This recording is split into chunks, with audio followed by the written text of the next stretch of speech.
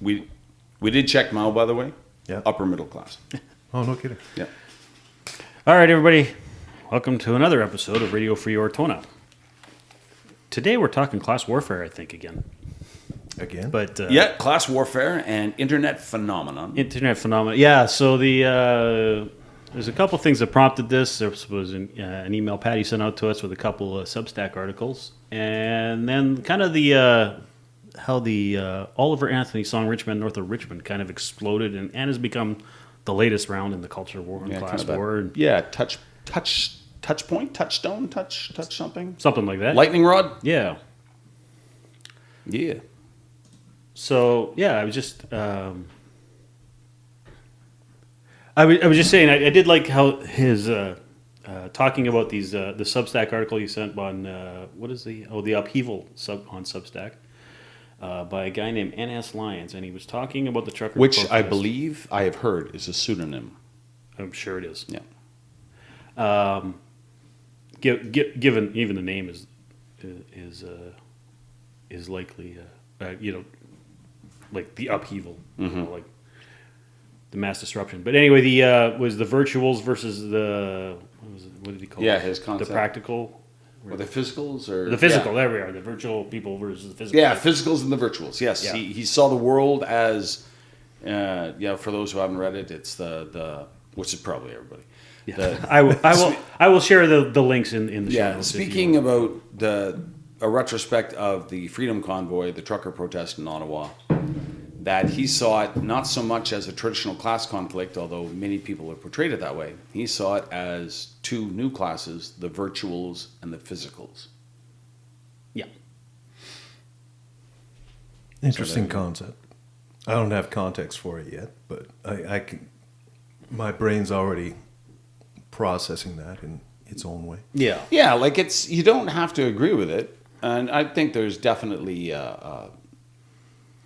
flaws to it, but it is interesting. You know, Well, I think interesting is the wording. Yeah. Off the top of my head, I'm thinking, okay, Yeah. virtuals versus physicals. Virtual for me is like just all the people. As we've discussed, if I were to run any sort of website for public consumption, I would not have a comment section on it because I got no time for that bullshit. Most of the people, whoever's going to reach out is either going to agree, which I don't need someone to agree with me for the sake of agreeing with me, or it's going to be someone who's got some nasty opinion of what I've got to say, and they're just going to troll it, and I've got no time for that either, right? So that to me is the virtual world we live in. It's a concept, though, that has been voiced by other people. For example, what's his name? A very forgettable Premier of Alberta.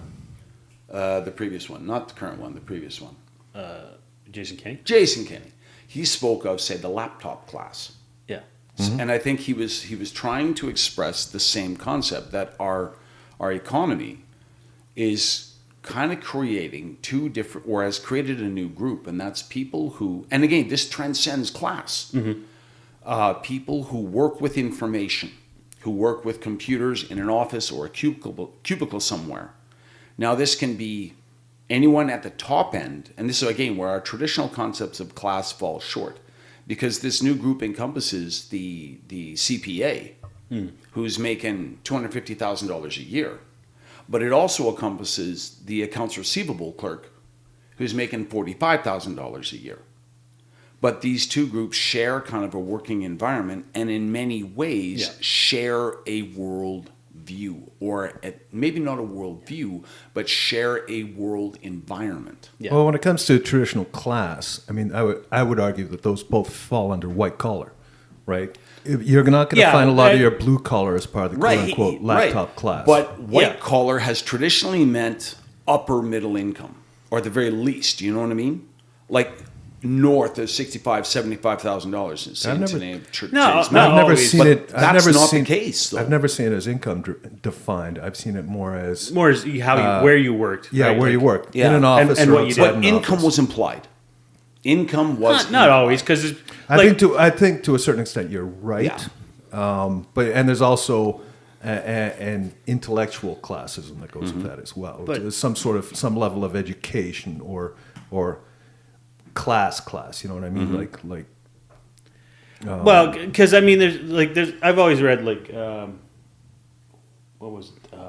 Like in people talk about like there's white collar jobs that don't pay, like lots of data processing jobs and stuff like that. That you're sitting in a cubicle. If you're in the cubicle farm or whatever, it's a white collar job, but it's not necessarily upper class. Like the prototypical or the meme of it would be Keanu Reeves' character from The Matrix, like his job. Yeah. Right. It was a white collar job, but it wasn't a well paying one. Right. Like. I suppose you're right. I mean, and like so his job in the Matrix is He was a low-level functionary. Yeah. That meaningless cog in a giant machine kind of thing. And like, but still white collar. Yes, still white collar, and this is where it kind of transcends class. Yeah. Well, I think you're right in that in the information age, that whole concept of working class has blurred because you can call centers. Yeah. Right. Yeah, that's a white collar thing. Right? It's white collar, but it's low pay. The characters from the film Office Space. Yeah. Yeah. Yeah.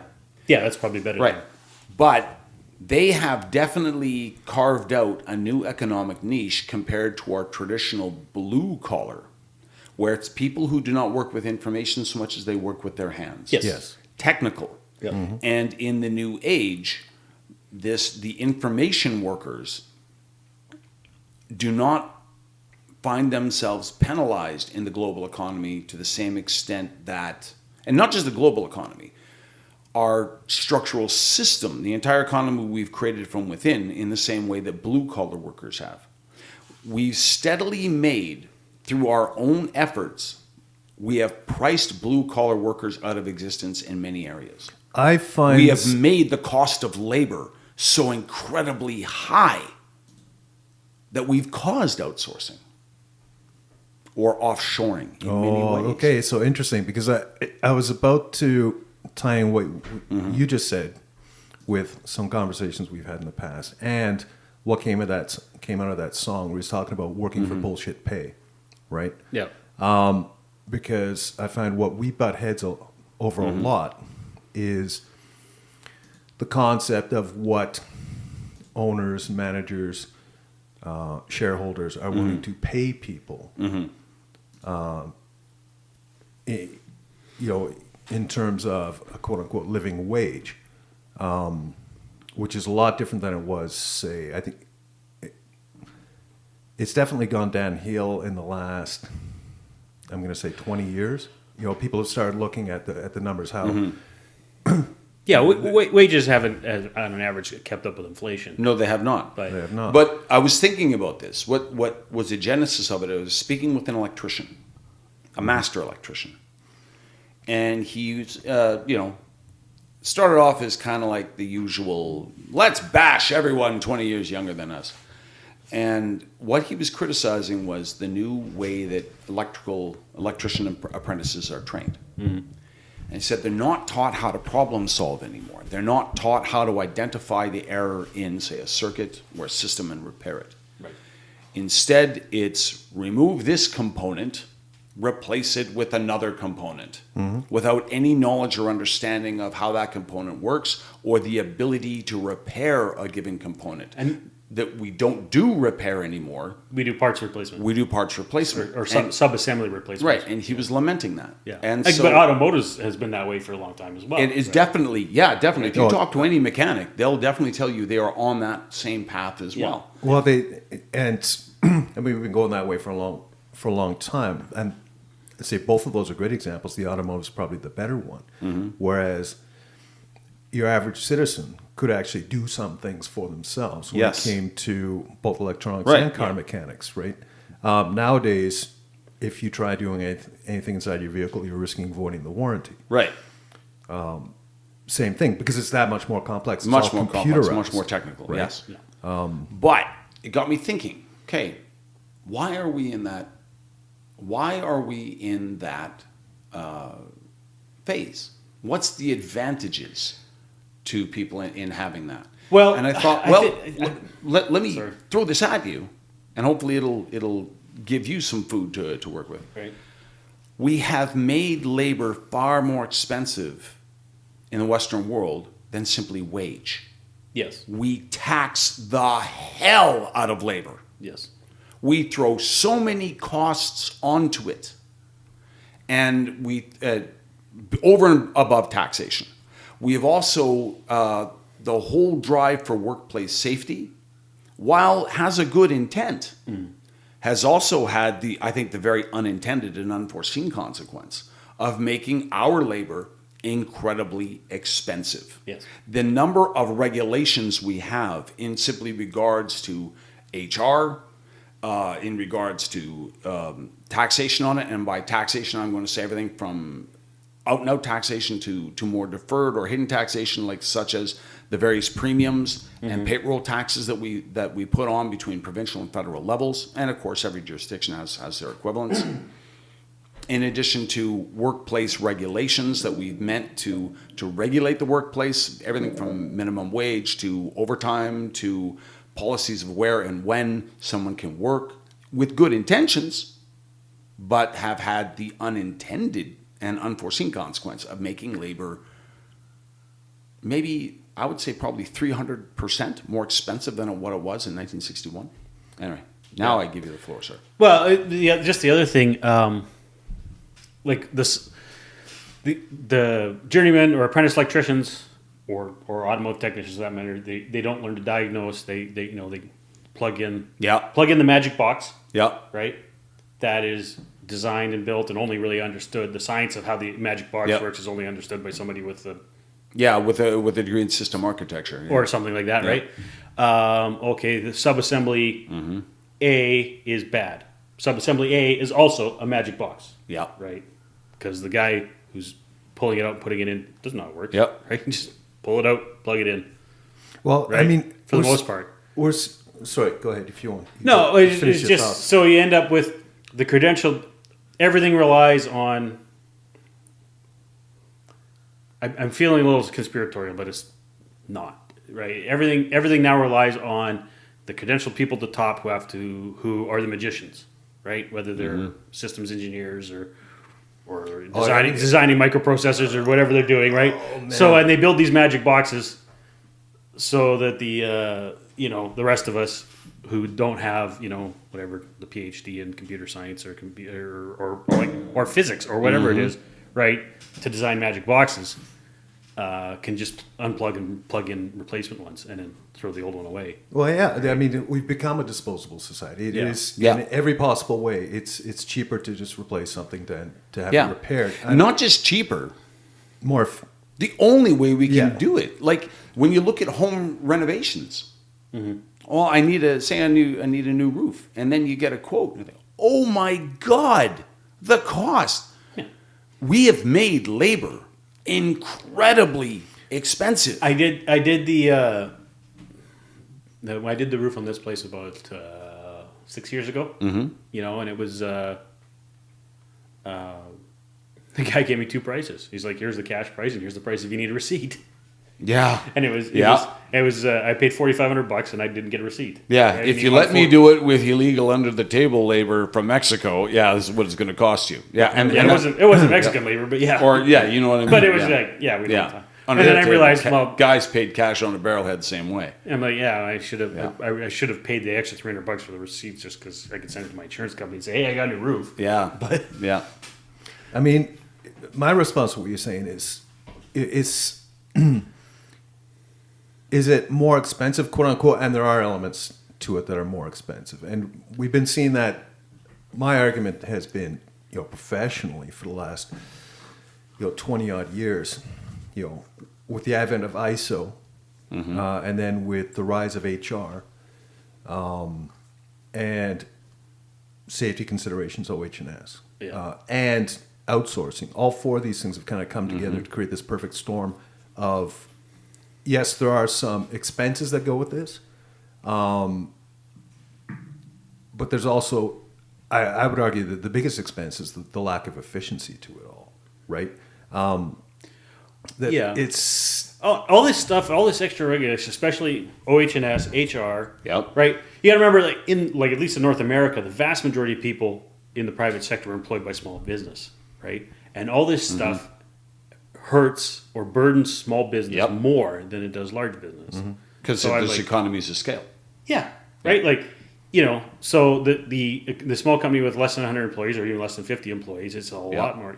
The HR burden, one or two HR people, is significant. is way more, and the safety guy, and then, right, and then obviously for the Fortune 500 company, it's if you got a huge conglomerate like say Superstore.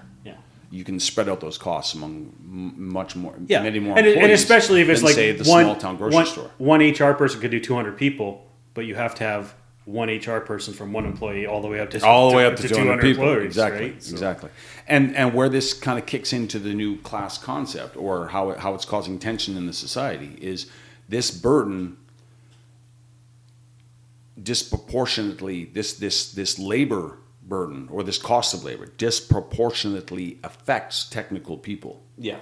Because if I work in a plumbing firm, I can only service the people within, say, 100 kilometers of my locality. Yeah. That's the limit to my market or my potential customers. Whereas, say, if I work in business services, or if I work with information. Yeah. The world's your oyster. Yeah. For example, my sister works as in accountant. She's not an accountant, but she works in accountancy in like bean counting for a firm that handles business management software for restaurants. Right. And their clients are all over the world. I have two very close friends from Germany who were just here to visit me. They both work for SAP, and their customer base is global. So the cost of labor is the hiking of this cost of labor affects them disproportionately, or it doesn't affect them as badly because they can easily expand their customer base to bring in more revenue to offset those costs. Right. But the construction company, the electrical firm, the plumber, the mechanic, the trades, these, even though they're highly skilled, and incredibly valuable to us, they can't.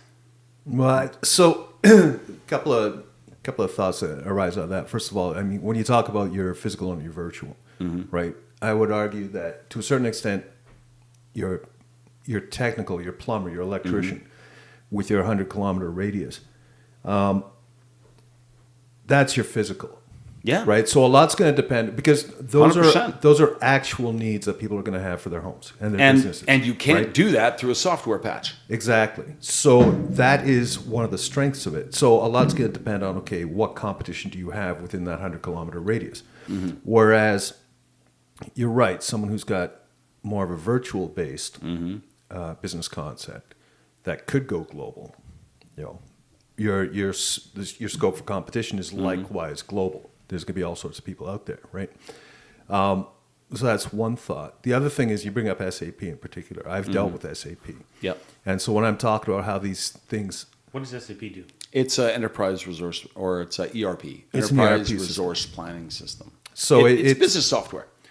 It handles... You can get, there's 16 modules for it now? I don't even know. I You can haven't. get a module that does shipping and receiving, one that does accounts payable, one that does accounts receivable, and it's all a massive software package that instantly links all of these different departments in real time. So when something hits on the dock, on your receiving, your guy punches it in, and it says, yes, it is in our possession. Yeah. We haven't received it yet, but at least we got it. It's here. So now the guy in the sales floor is notified in real time that he can sell it.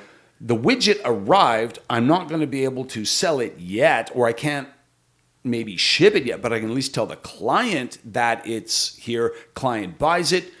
Payment hits accounts payable or accounts receivable. Receivable says, yeah, we got the payment. So then we can notify the warehouse to say, this widget is already spoken for. As soon as you receive it, put it on a pallet, ship it out the door. Right. Okay, so that's the theory. That's the intent, right? And where I was going with this, when I talk about inefficiencies of these systems, and I can throw plenty of examples, but SAP is a great one. Yeah. And this is going back to 2009 when I had to deal with it.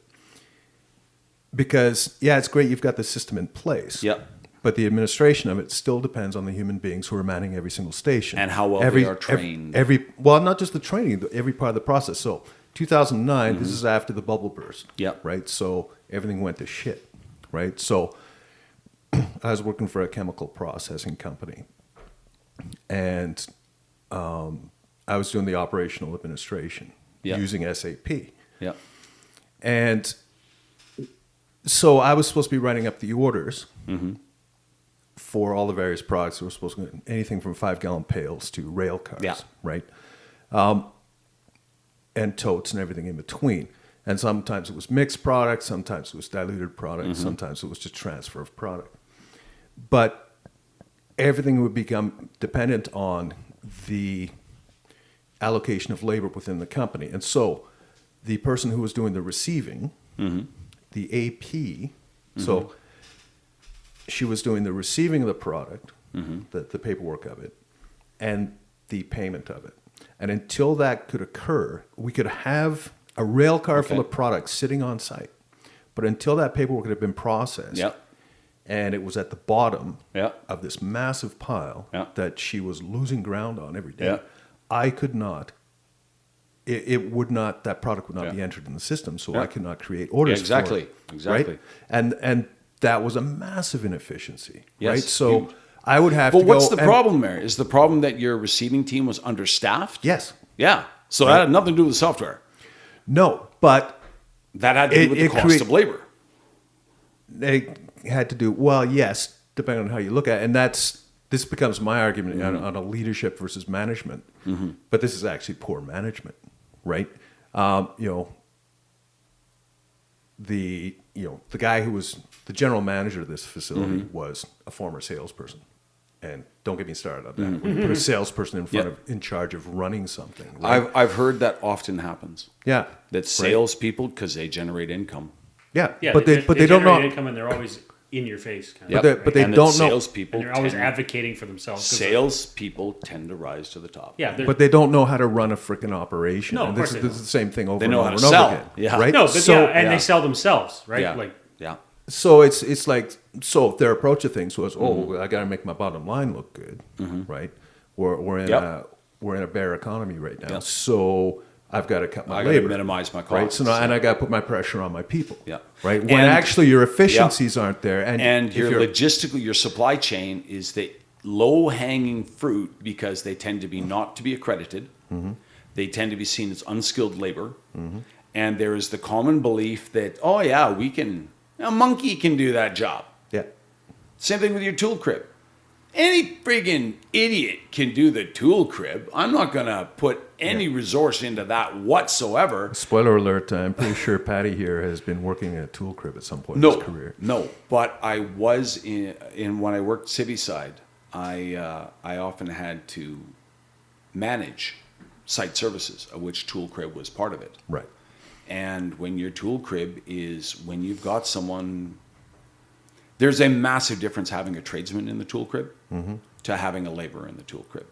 You want your product, you want tools get out on the site and things to start moving and your guys to get to work, put a couple of journeymen in the tool crib. Yeah.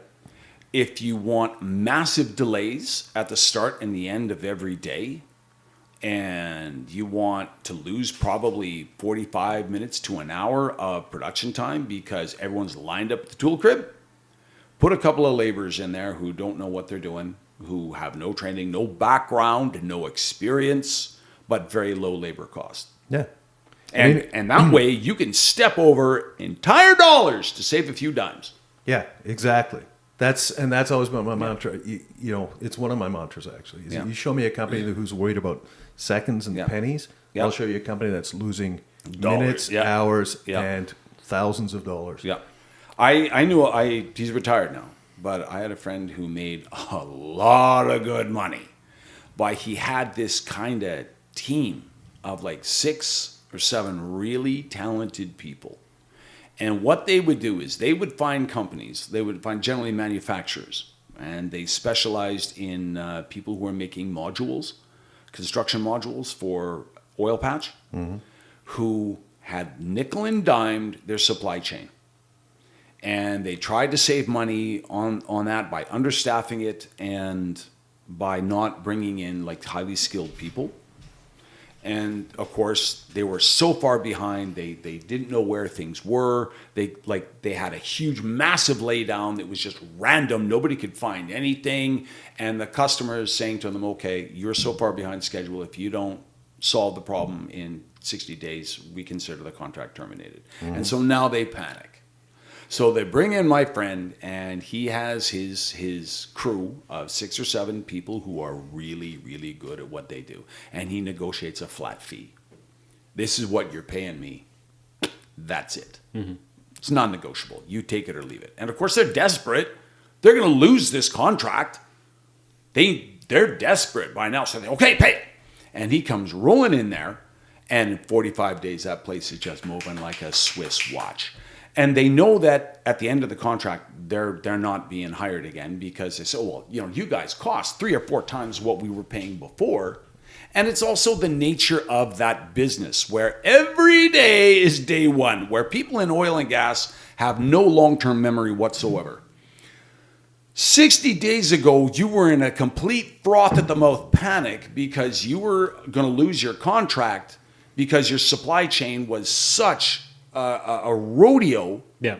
Now, fast forward 75 days, and your supply chain is seamless. You think you can, oh, I don't want to pay for these guys. These is Cadillac. These guys are way too expensive. You think you can now go back to paying to understaffing it with unskilled employees and figure you're going to maintain that level of performance. But of course, my friend knew that. So he just took his crew from company to company to company. And of course, by keeping those 7 experts together, and it was definitely based on personal relationships because they all knew that, you know what, we're going to have to ride out 3-4 weeks between contracts. Yeah. Right. That we're going to be kind of unemployed while he's searching for a new one or, searching for a new home for us. Yeah. But they also got better as they went. Right. Because they had worked, like by the time I knew him, they had all worked on like 25 different sites. Right. There was not a problem in supply chain that group hadn't seen and solved. Right. They were smooth. So, anyway. Point of that story is? The point of that story is that it is in the nature of businesses to cut. Yeah, they need to cut their labor costs, especially in a tough economy. Well, no, I think the argument here is they don't need to cut their labor costs. Well, what they need to do is be able to recognize what is efficient and what is not. There's 2 components to your labor cost. There's what you pay your people, and then there's the overhead on that. Mm-hmm. I don't think people really worry that much about, in my experience dealing with accounting, like what we call burden rate was more than the actual pay. Because there was, okay, if I'm going to pay a guy, say $25 an hour, I'm looking at least $25 an hour in terms of his benefits, sick time, UI, other payroll taxes, HR taxes, safety costs. Because again, for every number of employees I have, once a lot of sites had a hard cap on your number of employees, because once you went above that, now you had to get a medical professional on site. Mm-hmm. And the higher the number, like if you get to a point where it was over like 110 or something like that, now we need a registered nurse. So now I got to pay nurses union rates on that. Absolutely. So the idea is, okay, I have a hard cap on the number of employees I can have. So which employees do I want to spend that burden rate on? Like it was definitely a balancing act. We have made the cost of labor, our burden rates are more than the actual wages and salaries. And that's kind of what I'm getting at. It's not that people don't want to pay for skilled employees. We have no evidence of that. Maybe they would, maybe they wouldn't. If I said to a guy, you can double the rate of pay for this guy, but I will more than double your production, any business that's going to be around in the next 10 years is going to take that deal in a heartbeat. Mm-hmm. The problem is that we've increased the cost of labor a huge amount. Like I'm going to throw a dart. I'm going to say 400%. but we haven't allowed productivity to increase.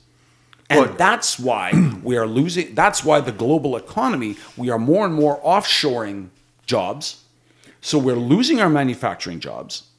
And for our service and our maintenance jobs, we've made the cost of it so massively high that, you know, like you were talking about, you need to get your plumbing fixed. You know, your hot water heater is crapped out. Well, it's a huge burden on people, and so they say, okay, we are only I replaced them myself. Exactly. We've made people go into the DIY thing, which don't do it as well. It's not as efficient. We've created an underground economy. There are all kinds of externalities where we do not benefit as a society because we have artificially increased the burden rates, and we cannot escape it with manufacturing. We can escape by offshoring. We screw the people who used to work in the factory. That, you know, like the 75 people who used to work in that widget factory in Oshawa, they lose their jobs. Oh, well, sorry. But it doesn't hurt the rest of 35 million of us. Learn to code. 40 million or whatever. What? Learn to code. Yeah, learn to code. Exactly. But it does hurt us because, well, I'm sorry, but I'm a white collar worker. I don't know how to fix a leak in my plumbing. I have to call in a plumber to do that.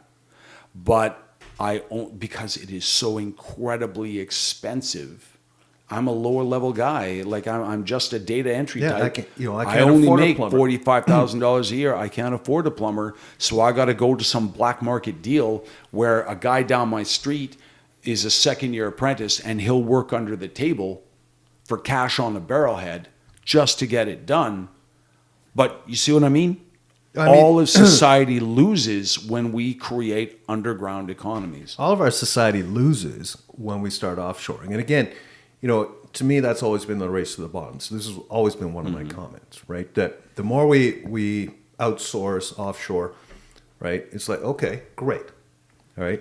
So now you've got fewer people working, and those that are working in your economy are getting paid less. So who in your economy is now spending money on your shit, right? Like whatever it is you're creating for the Canadian economy, how many Canadians are buying your stuff now? Right. So to me, that's always been the argument. Right? If all of Western society this is how, in these societies that are furthest down the road in this model of economy, the jurisdictions on the west, on the coasts of the economy, or the coast of North America, like specifically say the entire West Coast, all the way from Prince Rupert all the way down to San Diego, where you have this massive schism where you have a collection of ultra wealthy people who thrive in this digital virtual economy, and a massive underclass which is barely surviving, and nobody in the middle. No, that's I think is the end state that we're going to get. Not only that, it's on the West Coast that in all those jurisdictions you just mentioned that you tend to get a very leftist approach to things, right? Compared to the rest of the country, especially the center of the economy. Yeah, I'm going to throw this at you. Is it that leftism arises because of this situation, or did leftism create the situation? I don't know if we're going to get into that right now. I mean, good question. Steve? Right? I don't know the answer to that question. I look at... Did the situation exist before those societies became hard left? You know what? When you take even the 60 or 70 year view, then no, right? Like California was a Republican stronghold until the 1980s. Right. Right. And it's when it made the left turn is when things started to go downhill. Now, yes. But it was what happened. What so I say, it seems to be downhill. It seems to be a cultural thing, isn't that? The situation they're in now, mass unemployment, destruction of the middle class, a huge income disparity, a massive underclass that lives in abject poverty and misery, deaths of despair in drug addiction, opioid and alcohol addiction, off the charts. Not a good place, man. Yeah. I think what happens is these places become prosperous. I mean, cities, whatever, they become very prosperous. And then someone with a more progressive viewpoint comes to people to say, hey, look, we got all this prosperity and we got this underclass, and Or we can redistribute through the instrument wealth. of government. We'll redistribute, try and help, and people because they're good moral people. They see this disparity, they see this inequity, and they want to help, and then it just Could I even throw something a bit more benign, but I think is really, really, really, really important? They introduced the idea of government as societal problem solver. yes. That maybe in the past, prior, say, to 1960, prior to the Quiet Revolution in Canada and the Great Society in the United States, prior to the economic miracle in Europe, the idea was that non-governmental organizations were the problem solvers. Yes. Charities, churches, community groups, labor unions, and by community groups, I mean, say, like more fraternal societies, Elks, Rotary, Lyons, stuff like that. Even to a certain extent in Canada, in the immediate post-war, Second World War period, the Legion. A change comes when we say, look, instead of distributing our problem-solving efforts across many different channels that do not work in accord with one another, government should be the central problem solver of society because it can coordinate efforts. I'm not saying this is the way it works. I'm saying this is the idea. Well, it's the argument. Yeah, it's the argument made by progressives, right? That government can be, and the belief, the sincere and honest belief that government is of a higher moral plane. Yeah. That churches have their own agenda. Community groups have their own agenda. The government has no agenda. That the idea, say, be it profit, government is not driven by the profit agenda. Government is driven by a moral desire to help, and therefore it is the superior actor in problem solving. Yeah. I would argue that, I mean, government has always been there. What we've done is it's evolved. Its role in But maybe its role in that respect has been evolving ever since the. But maybe it concept of shouldn't government. have. Yeah. Right? Yeah, it shouldn't have. Like California, like Los Angeles County's budget for dealing with homelessness annually is something like $1.2 billion with a B dollars Let me for clarify. less than 100,000 homeless people. Let me clarify. Yes. When I'm talking of government in these terms, I'm going back to, tribes. I'm going back, Or tens of thousands could of we years. say to, then at least to around, say, 1895 to 1900, the dawn of the progressive era?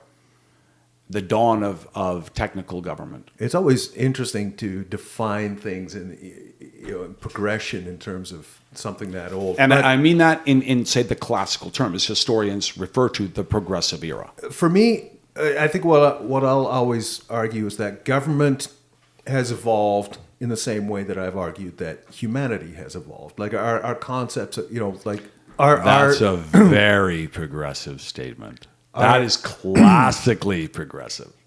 What I will say is this: what we need to be careful He's of, a and classical progressive. You are classical progressive, my friend. So it's on brand.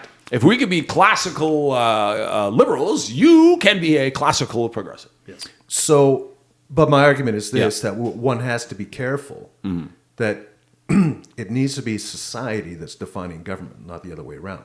And we have reached that point. And I think that's something we will all agree on: is that we get to a point where not only is government bureaucratic and by definition inefficient, and it's officious. It's the officiousness, I think, that bothers me as much as anything else nowadays. Now it's like we've joked about the concept of public service, right? When it's almost any time you run into it, It's public overlordship. Well, it's denial of service. It's like you are not going to get this service if I can help it. Yeah. And you can prove to me beyond a shadow of a doubt that you deserve this service. Right? Or like, I want to put up a garden shed in my backyard. Well, no, you don't have the permit, and I'm not going to let you have the permit. Yeah. Just because this is my little bit of power, and I like to have it. Oh, that drives me insane. Yeah. Right? But of the many things that we discuss that are kind of inherent to humanity, that is one of the things that people can fall back on that just drives me insane. Well, right? I would say, though, that historically, governments did not want, I'm going to dispute your idea of evolution of government, because until the progressive era, of the close of the 19th century. Governments did not want that. I mean, this was the great contest in the British experience in the administration of India, in that the British government did not want to be a problem solver. It did not want that role. I think there will always be examples of how they took it on, and I think that the glaring one is the abolition of slavery, which was in the 1830s, 1834, if I'm not mistaken. Mm-hmm. That was, I think, when you consider the history of the British Empire and how it was treating the Irish up until the 20s, as an example, Until independence. right? There are some examples of enlightened government by the British, and that was one of them. It's okay. Well, Slavery is a bad thing, and we are going to officially declare it as a bad thing and not allow for it anymore. But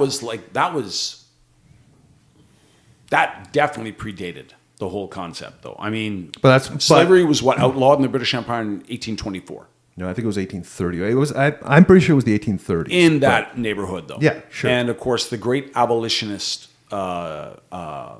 movement began in the late 18th with the Enlightenment.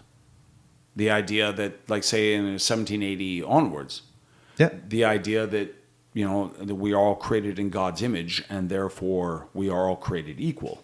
Yeah, and it shouldn't have taken that long. Even, when one thinks about it, Well, no, because this was the way that human beings evolved. My point exactly. I mean, not in that way. I mean, our biology as Homo sapiens was shaped by the social structure that we had ever since Australopithecus first roamed the savannah. And that humanity had always been this way. And then when a bunch of philosophers, a bunch of salons in Europe, Voltaire and Hobbes, come rolling out with these ideas in the late 18th, genetically speaking, evolutionarily speaking, that's the blink of an eye. We still haven't quite embraced our biology. I think holds us back. Oh yeah, I mean, intellectually, a lot of that stuff had, it was, you've got Plato, you've got Socrates, you've got Aristotle way back when, right? You've got, but that had been lost, yeah, with the fall of the classes, and we had to start over again.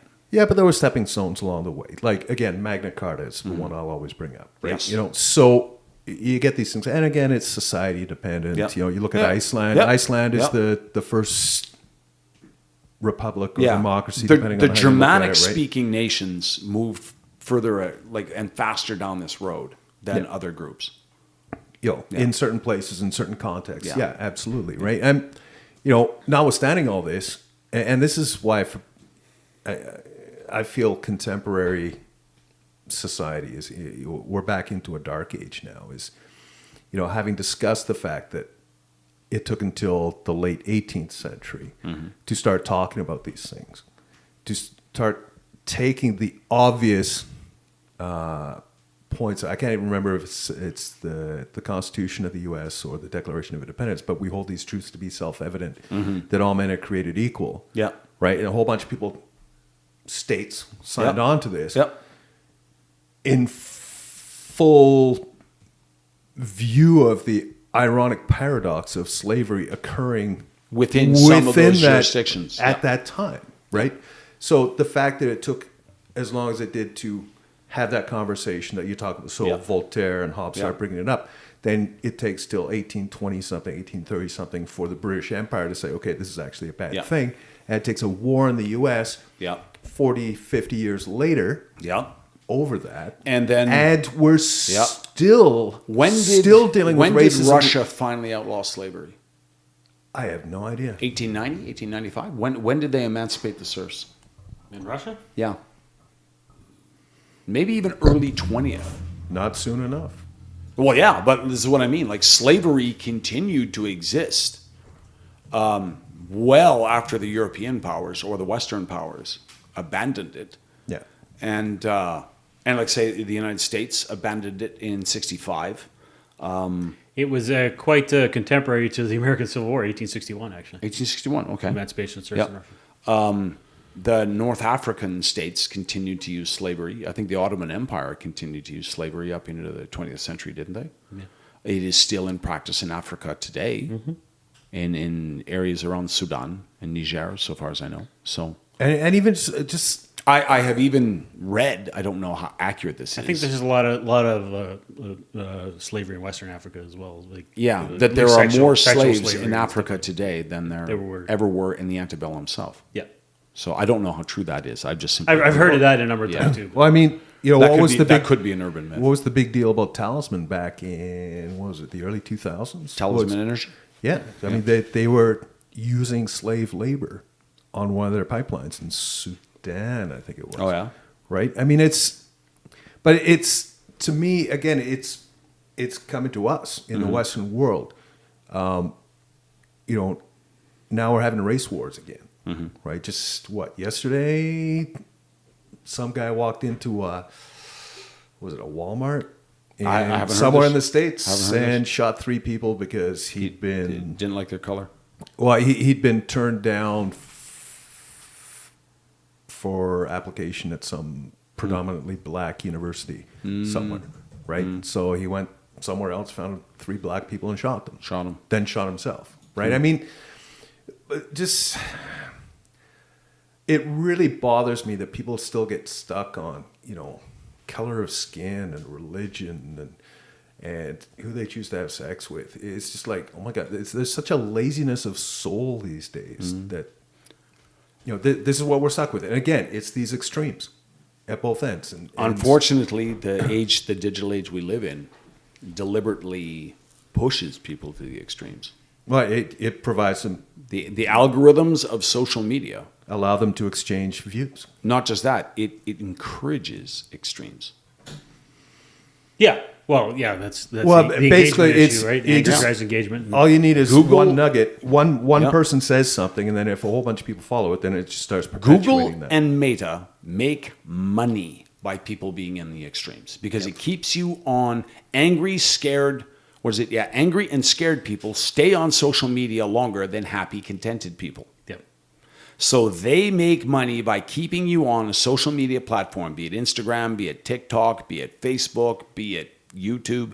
They make more money by keeping your eyeballs on that screen every single minute they can. So they deliberately try to make you scared or angry. And that's, I think, the reason. Like if there are others, don't get me wrong, but I think if I had to pick one thing that would make our society less extreme and less polarized, it would be social media. Yeah, I agree. I mean, now we're into the vicious circle of supply and demand again, right? Now we're back to what the Kinks were singing about back in '82, like give the people what they want, right? Every time we talk about media and messaging and how it's put out there, and exactly what you're talking about, even the mainstream. Yeah. Even if I talk about CBC, right, and we're going to have varying oppositional views about the CBC. Even I see the CBC as being within a context of presenting things to people in a way that they, quote unquote, want to hear it. Right? That's where our society is at these days. Just to be Do competitive. you ever watch Peter Zahan's shorts on YouTube? Probably not. He has an interesting one about why we can't. He's a geopolitical strategist. Don't subscribe to all of his stuff, but he's always interesting. He's if you got 5 minutes to kill, his shorts are always thought provoking. Yeah, his videos Yeah. are in 5 to 10 minutes, and they're Yeah, and he does them while he's backpacking somewhere. He'll go hike up on a nature trail and he'll pull out his phone and do a selfie quick video. He does one about why we can't trust media anymore. I haven't watched that one yet. I just came out the other day. But, Interesting. yeah. It is interesting. He is exceptionally critical of Facebook as a news aggregator. Basically saying, Facebook is the worst place in the world to get your information from. And then I contrast that to a longer video that is done by Daily Wire, hosted by Ben Shapiro, where he gives a history of American media. That's actually interesting from a historical point of view, especially where he talks about.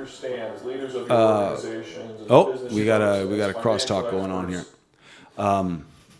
What he talks about, interestingly, or what I found the most interesting, was the evolution in the history of media, all through going from the founding, which was basically pamphleteers in the late 18th. And then with I suppose a big part of it had to do with the innovation of printing presses, which made them more accessible to more people. And then the idea of municipal newspapers began to evolve.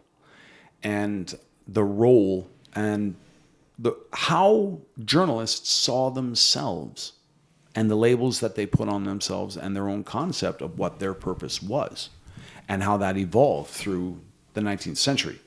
That I found really interesting. He draws his own conclusions as to how we get from there to, say, 2015. And he presents his things from a very right-wing conservative viewpoint. But just the historical... He doesn't represent himself. Like when he talks about himself, he thinks of himself as, I guess, a center lefty, I think, is how he thinks of himself. He thinks him, but he is, by any way you cut it. Yeah. He's, I would say... he's definitely. Do we want to listen to this at 7 minutes? I can bring it up. Well, what we can do is we can pause, and we can listen to this offline, and then we can come back and discuss it. If you guys feel that it is still germane to our concept, we were originally going to talk about that Richmond, north of Richmond. Yeah, we kind of. I think that was our starting point. Yeah, that was our starting point. And it's the conversation has naturally evolved from there. Yeah. So as we get off, and we've already covered media, so I don't really want to get. Well, I think the one point I would make about me, I'm sorry, Steve. I mean, we keep interrupting you, so it sucks to be you. But we'll come back to you in a second. Yeah. But I think the one thing we have to say about the media is the media, and it's gonna do what it does, and it's gonna sell itself the way it does. Yeah. And from the give the people what they want concept, I mean, we cannot write off the responsibility as individuals within our society that we are. To be shrewd, or at least active consumers in how we media. take in what the media is presenting Absolutely. us, right? And I need to be able to do that with Fox News just as much as you need to be able to do that with the CBC. Well, right? I consider the source. I consider the source as well, so I don't like saying the words Fox News. I don't like those coming out of my mouth, right? But I need to be able to hear what they've got to say and put it in a context. Yeah. Right? And I need to be able to absorb that information and assimilate it. I got no problem with the CBC's programming and their content. None. My problem is when someone says, I don't want you to be able to see anything other than CBC. I am going to restrict your access to, say, a Fox News or what's really out there. What's really out there, like on the internet. What, like the Federalist papers America First, OAN, One American Network, or Newsmax, perfect. Or redstate.org. Yeah, say I am going to forbid you access to Newsmax. I'm going to forbid you access to Fox. That's when I start saying, no, that's not cool. Or just to finish the thought, when I am mandated to support CBC. I do not have a choice in whether or not I support CBC, and I resent that because they do not represent me. I feel no affinity to their product. If somebody else wants to watch CBC, okay, you pay for it. Don't make me pay for it. But other than what are you're rolling your eyes? That was the sound you heard there, ladies. User pay, buddy. What you think? Should I be able to appropriate your money to support Fox News? Okay, now we're going to go down the road of where my tax dollars are going. Yes, absolutely. I don't believe in state propaganda. If you want to watch that stuff, okay, fine. You pay for it. I find we just circled back to a certain extent to when I talk about the responsibilities of the individuals. My individual responsibility to support other people's causes. With rights come responsibilities, right? So whenever we talk about freedom of speech and we've got the idealistic view that all suppression of free speech is bad, right?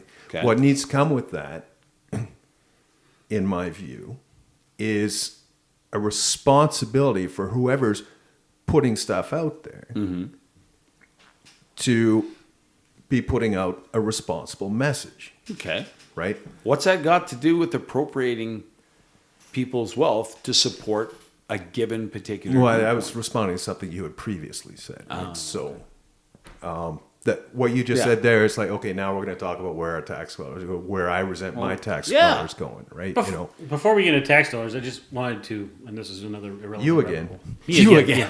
Yeah, you again. Hey, start muting your microphone, you want? But the power, censorship. power. I thought you were a libertarian. Don't you censor me. This is so awesome. Okay, go on. Hey, it's my podcast machine. That's right. They're my microphones. They're Oh, my, and now you're an oppressive Here capitalist. we Yeah. go. And Come but- and see the violence inherent in the the system. system, yeah. Anyway, the thing I was going to think, we were talking about engagement, how the anger drives engagement, and how Meta and Google make all this money. Yep. Canada is now an interesting experiment now that we can't share news That's right. stories on Facebook, Yeah. right? Like, or on social media, period, Yep. right? Like, Yep. what do you think that's going to do to engagement in Canada? Do you think it's going to drive it down? Are Canadians going to become more rational because they can't share crap on Twitter and Facebook and stuff? Yes. me- Short answer. Yes. Yeah. So this is going to be like, I don't think it's going to be. I can't see how that's in the. utopia. I can't see. Yeah, it's the unintended Yeah. unintended Like, consequences. I don't think it's of- going to solve the problem, but it won't be as bad. Yeah, but that doesn't. I mean, because of our general dim view of the present federal government, that's not in their interests, right? Like, in a more rational, less reactionary. No, but I don't think they were thinking of that when they made that legislation. No, of course they weren't. We're wanted- talking unintended consequences, They but the unintended never- consequences are usually more consequential than the intended They consequences. never thought for a minute that Facebook would call their bluff. Yeah. Never thought for one sharp second that Facebook would do This is a problem when you're a country with a population slightly lower than California, and you're dealing with corporations whose yeah. domestic product is like 2 to Yes. 3 times yours. Yes. As your country. Yes. Right? What's Like if Facebook lost California, other than the fact that they're headquartered in California, but if they up and moved to Texas, right? Yeah. California, and the big one came and California fell off the map, Facebook wouldn't notice, and they probably wouldn't even notice in their revenue stream. Yeah, right? probably Like, not. Probably not. because it's global. Same with Alphabet, right? Like, Yep. Yep.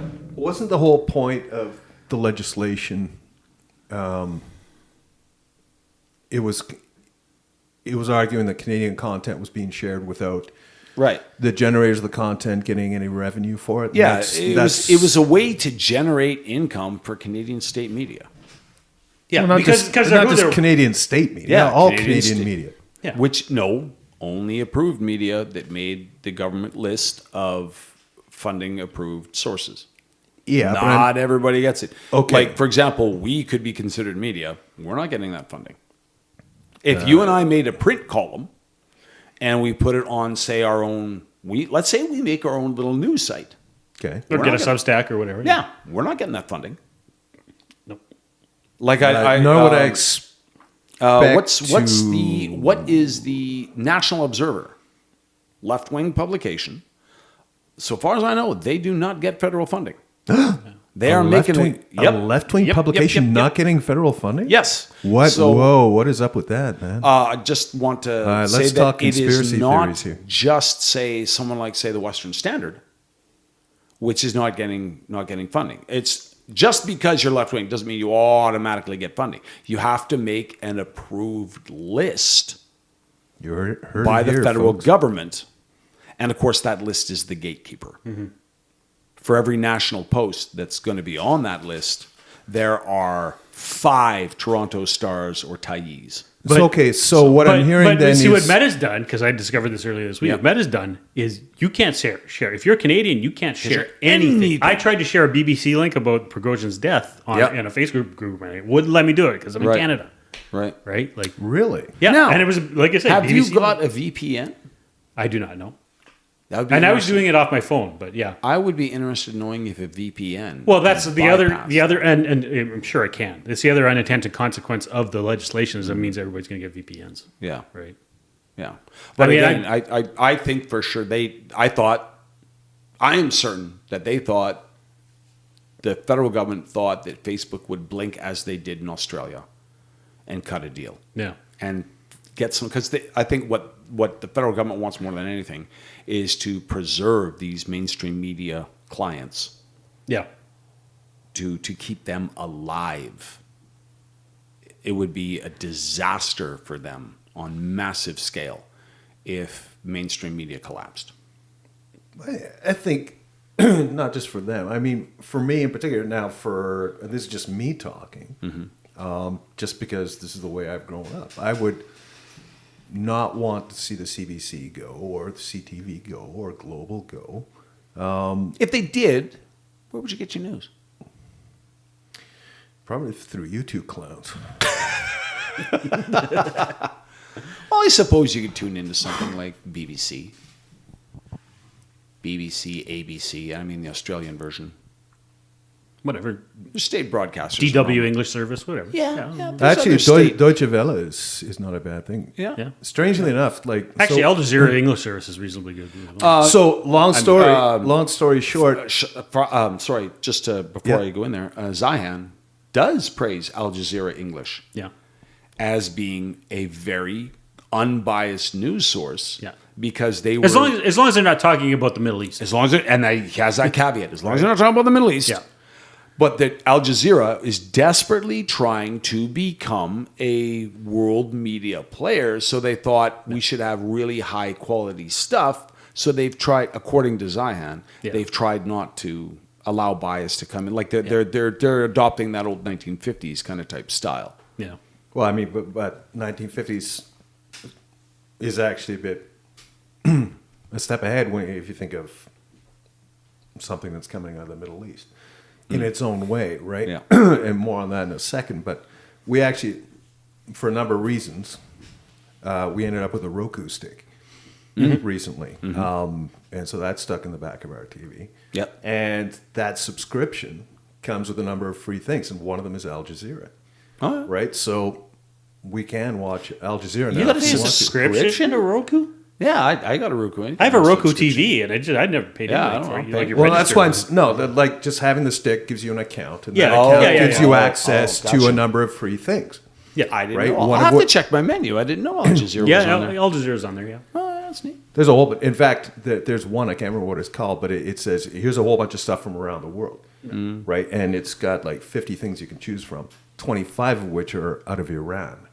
Strangely enough, right? Well, if they provide it for free, Yeah, I mean, Roku's gonna give it to you. Yeah. It's there, so yeah, Interesting. So that's some of the interesting stuff that's out there. But one of the things that I noticed when I was listening to Al Jazeera was that they were talking about their inclusivity. So female broadcast, female participation. They're looking at 50%, Right. Which I thought that's what I was getting at before.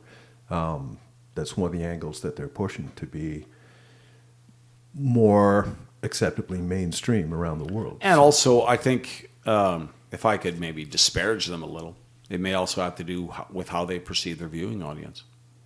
If their viewing audience says that they would be more receptive, or if their marketing research shows that their viewing audience is more receptive if they have a female presenter, then they're going to get a Well, female presenter. that's essentially what yeah.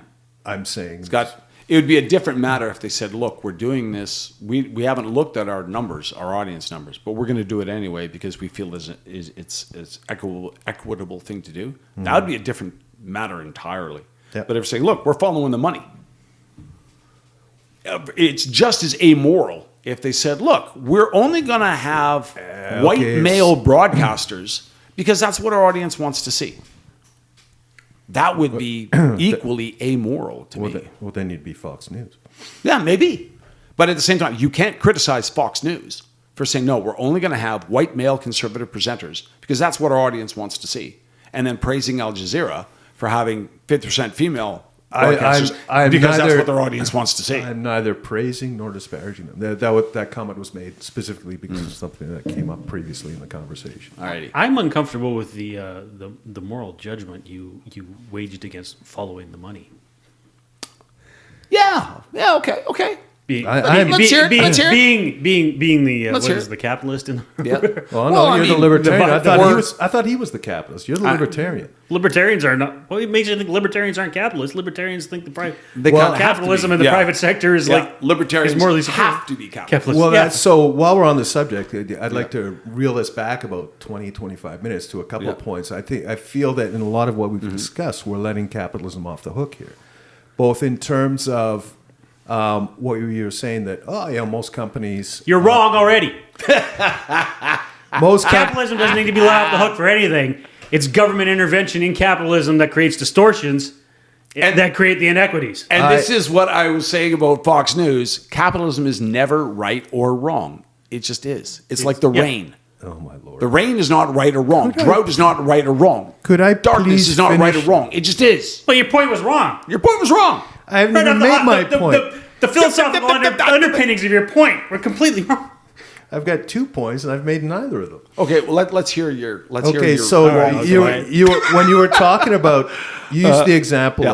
of in your tool crib having a Right. couple of guys who were actually journeymen versus a couple of guys Yeah. who were actual laborers and the inefficiencies of it, right? And then you went down a couple of paths, and then Yep, you yep. came out one of those paths saying that most companies would happily pay Yeah. for the right person in the right position. I'm going to call bullshit because most companies... The caveat was production.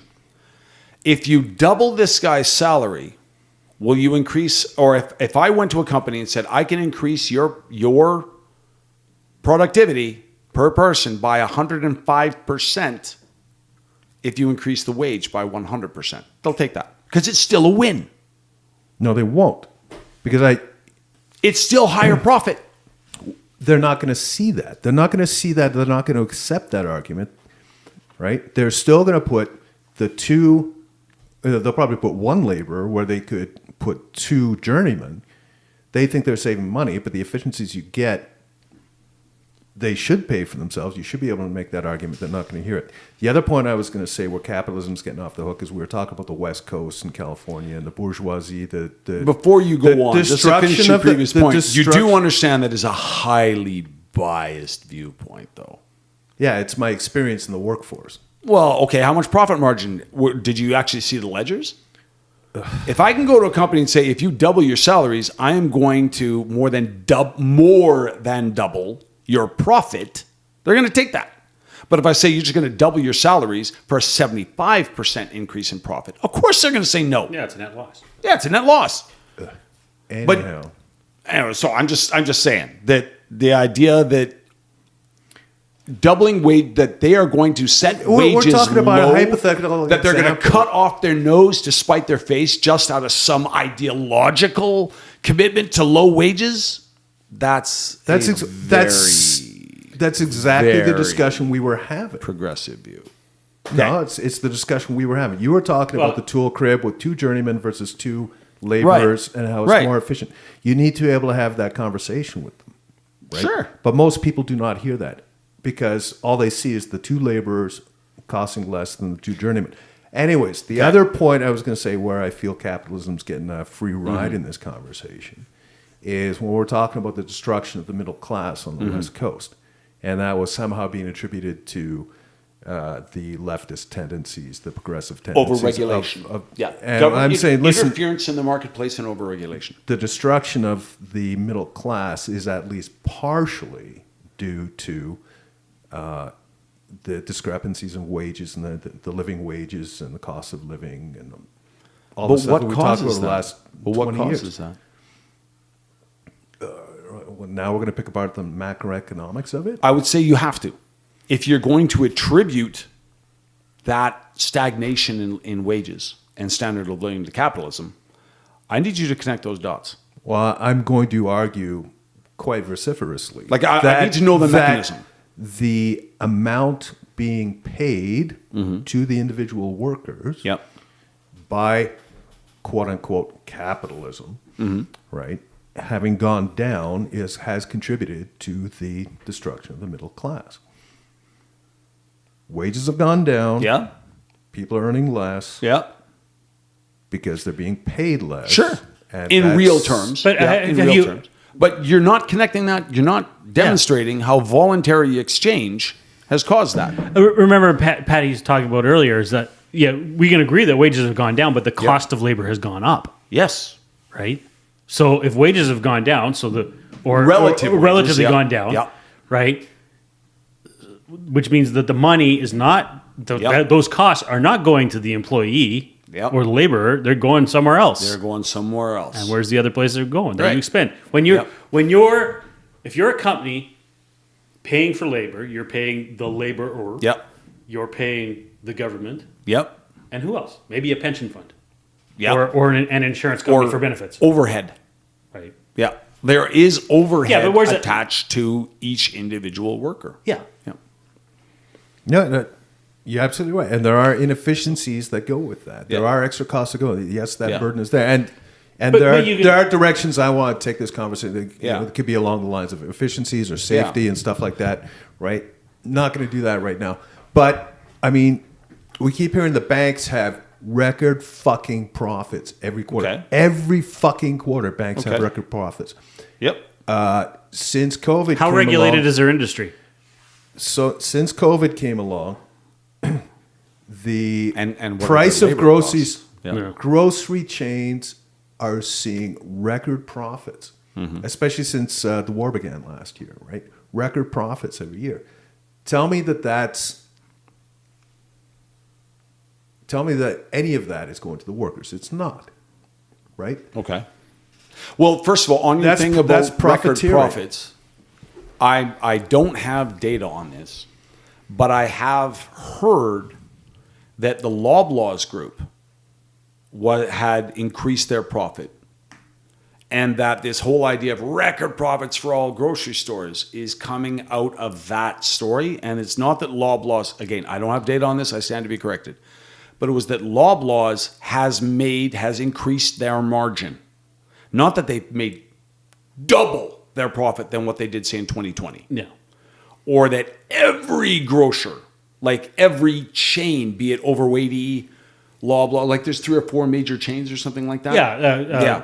Sobeys, Loblaws, and Overweighty are basically and the that big three. small And independents then Walmart. have not doubled their profit margin. Like the mom and pop in No, because Westlock or they something can't like compete, right? But the other thing is that a whole bunch of them got together, and I think it was the price fixing on bread, right?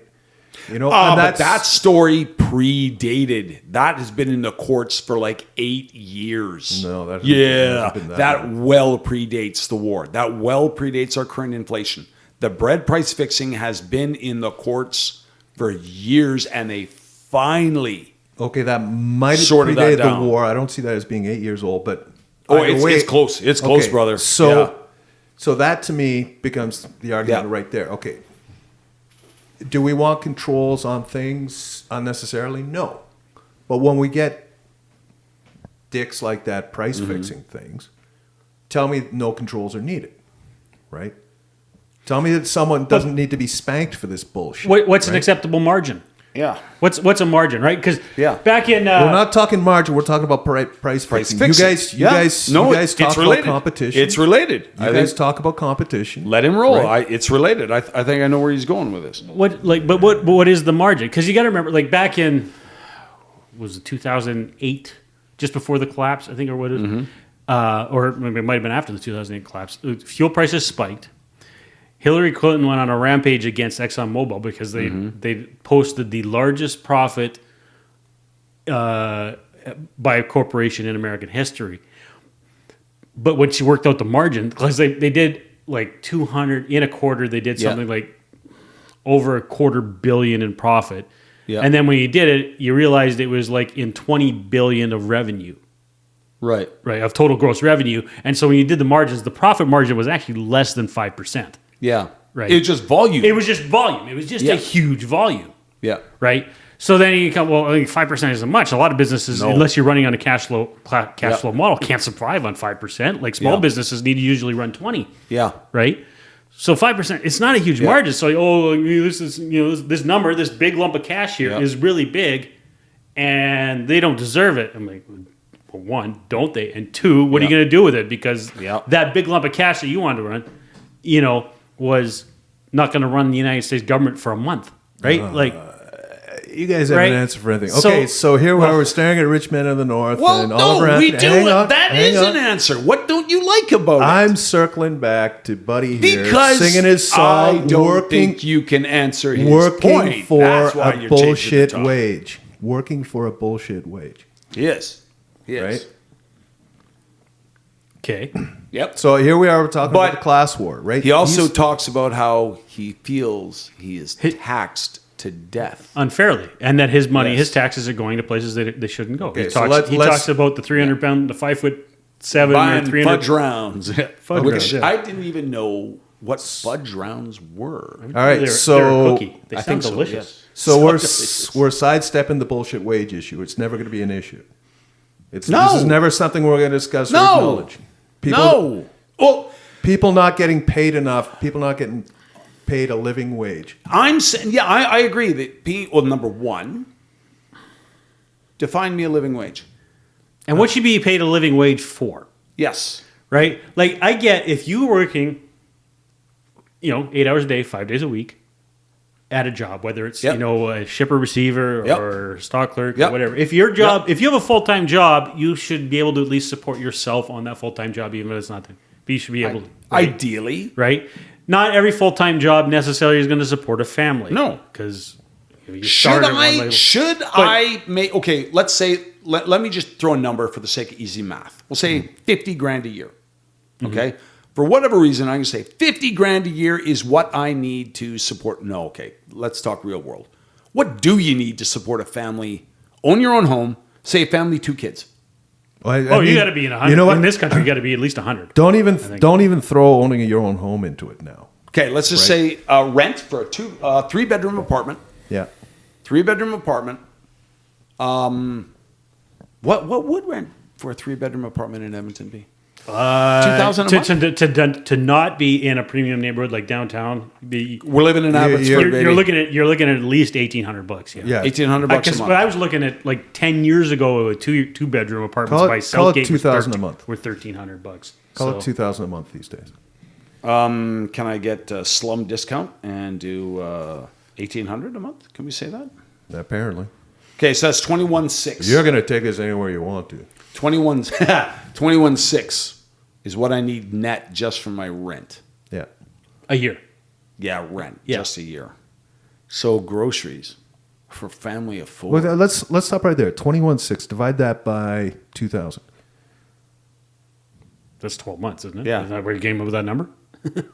Yeah, No, that's 11 months. I said 1,800 a month. Oh, the 18 Yeah, yeah, months. that's 12 fine. months. Yeah. So, did you divide by 20,000 or 2,000? Why would I divide it by 20,000? Just human. Okay, so 1,800 a month, 1,800 Okay. times 12, 21,600. Okay. Divide by So 2,000. they divide by 2,000. That gives me 10.8. So that's 1080 an hour. Ah, okay. Is that what the 2,000 hours a working- year? 2,000 hours a year is your basic. Oh, really? Yeah. Like that, a 40-hour week. Yeah. Times Oh, three well, times there you 52 go. weeks. Okay. Well, Yeah, and then 2 but weeks that's- off, right? that's 2 And weeks then off, 2 weeks of right? vacation. Yeah. Gotcha, okay, gotcha, 50 gotcha. weeks. Okay, no, So that's your generic rule of thumb, right? But So that's 1080. That's just for rent. Just for making rent. What do you guys spend on groceries a month, man? For just Karen and I? Yeah. I'm really bad at budgeting, so I'm. Yeah. I think I'm going to say 300. I'm thinking, month? I think 300 a I month. think I'm spending at least that just for me. Yeah. I'm spending more than that just for me. I mean, again, think I'm a I'm truck closer driver. to I'm out of town, 4. so I'm spending more out. I think eating out I'm more. spending close to 4 a month. Yeah. Okay, and that's good. I don't count my restaurant budget in that. I think I'm So, spending close to 4. so we're saying 4 for you. Yeah. Let's rein it in, Yep. right? Let's say for a family, let's try to get by. Let's call it 400 a month. I think No, that's good. it's got to be higher than that. If you're I'm gonna spending say- 3 for the 2 of you, and then you're talking growing kids. Let's say 800 a month. Yeah, you got 800 a month 6 to 8, somewhere like that. times 12, 9,600. So we said, Divide by 2,000. let's say plus 21,800. Now we're at 31,400. Divide that by 2,000. Divided by 2,000. Now, does that include taxes? No. No, we haven't started Yeah, taxes. So Start now with we're taxes. 15.7 an hour. So basically, taxes are about 45%. No, Yeah. Are they that Yep, high? they are that I thought high. they were more like a third. No, for the average Canadian. Well, no, we're talking about minimum wage, so it's going to be a third. Yeah. Okay, so Let's $15. be generous. Well, $15.70 an hour is now what we need for groceries and what we need for rent. okay, Pre-tax. Okay. pre-tax. Net, yeah, pre-tax. So we're talking $31,400 is our cost per year for just food, just groceries. Right. What's our budget for transportation getting around? What's a bus pass now? I They're think 80 bucks, 90 bucks a month now. Let's call it- I think it's actually, it might be more expensive than a car. We got 4 people. Oh, yeah, we're talking about 4 people, so you're going to need a car. So yeah, a family car would be cheaper, even with insurance. Are we running a beater? Yes, we're Oh, running yeah. a beater that we own outright. So there's no car payment. So now we're just basically talking insurance Yep. registration. Insurance and registration. And registration is what, $100 a year? No, Insurance. Okay, It's close to yeah, 100 sure. a year. Call it 120. So $10 a month. But PLPD on a decent driver over 25. Well, you're 2 drivers on one vehicle, let's say, and you're going to be at least $700 a year. At least. Okay, so let's say plus 800. 32.2. What's fuel? Holy shit. Okay. We'll so- assume minivan, so we'll assume. What are you spending on fuel a year? Maybe the bus pass is cheaper now. I'd say it's $100 a month. At least $100 a month. Oh, you're probably double at least. Okay, I'm gonna say, Because like my car, yeah, like I have a Volkswagen. I have to put premium in it, but it's Okay. a Volkswagen Golf. I'm gonna say $2,000 a year. I'm spending $60 a fill up to fill my car, and I'm doing probably once a week. Yeah. Right. So Maybe a little more. So I'm saying 34.2 now. Right. Yeah, And we haven't paid taxes yet. we haven't paid taxes yet. So Can we add $10,000 a year for just life expenses? yeah, Okay. I think so.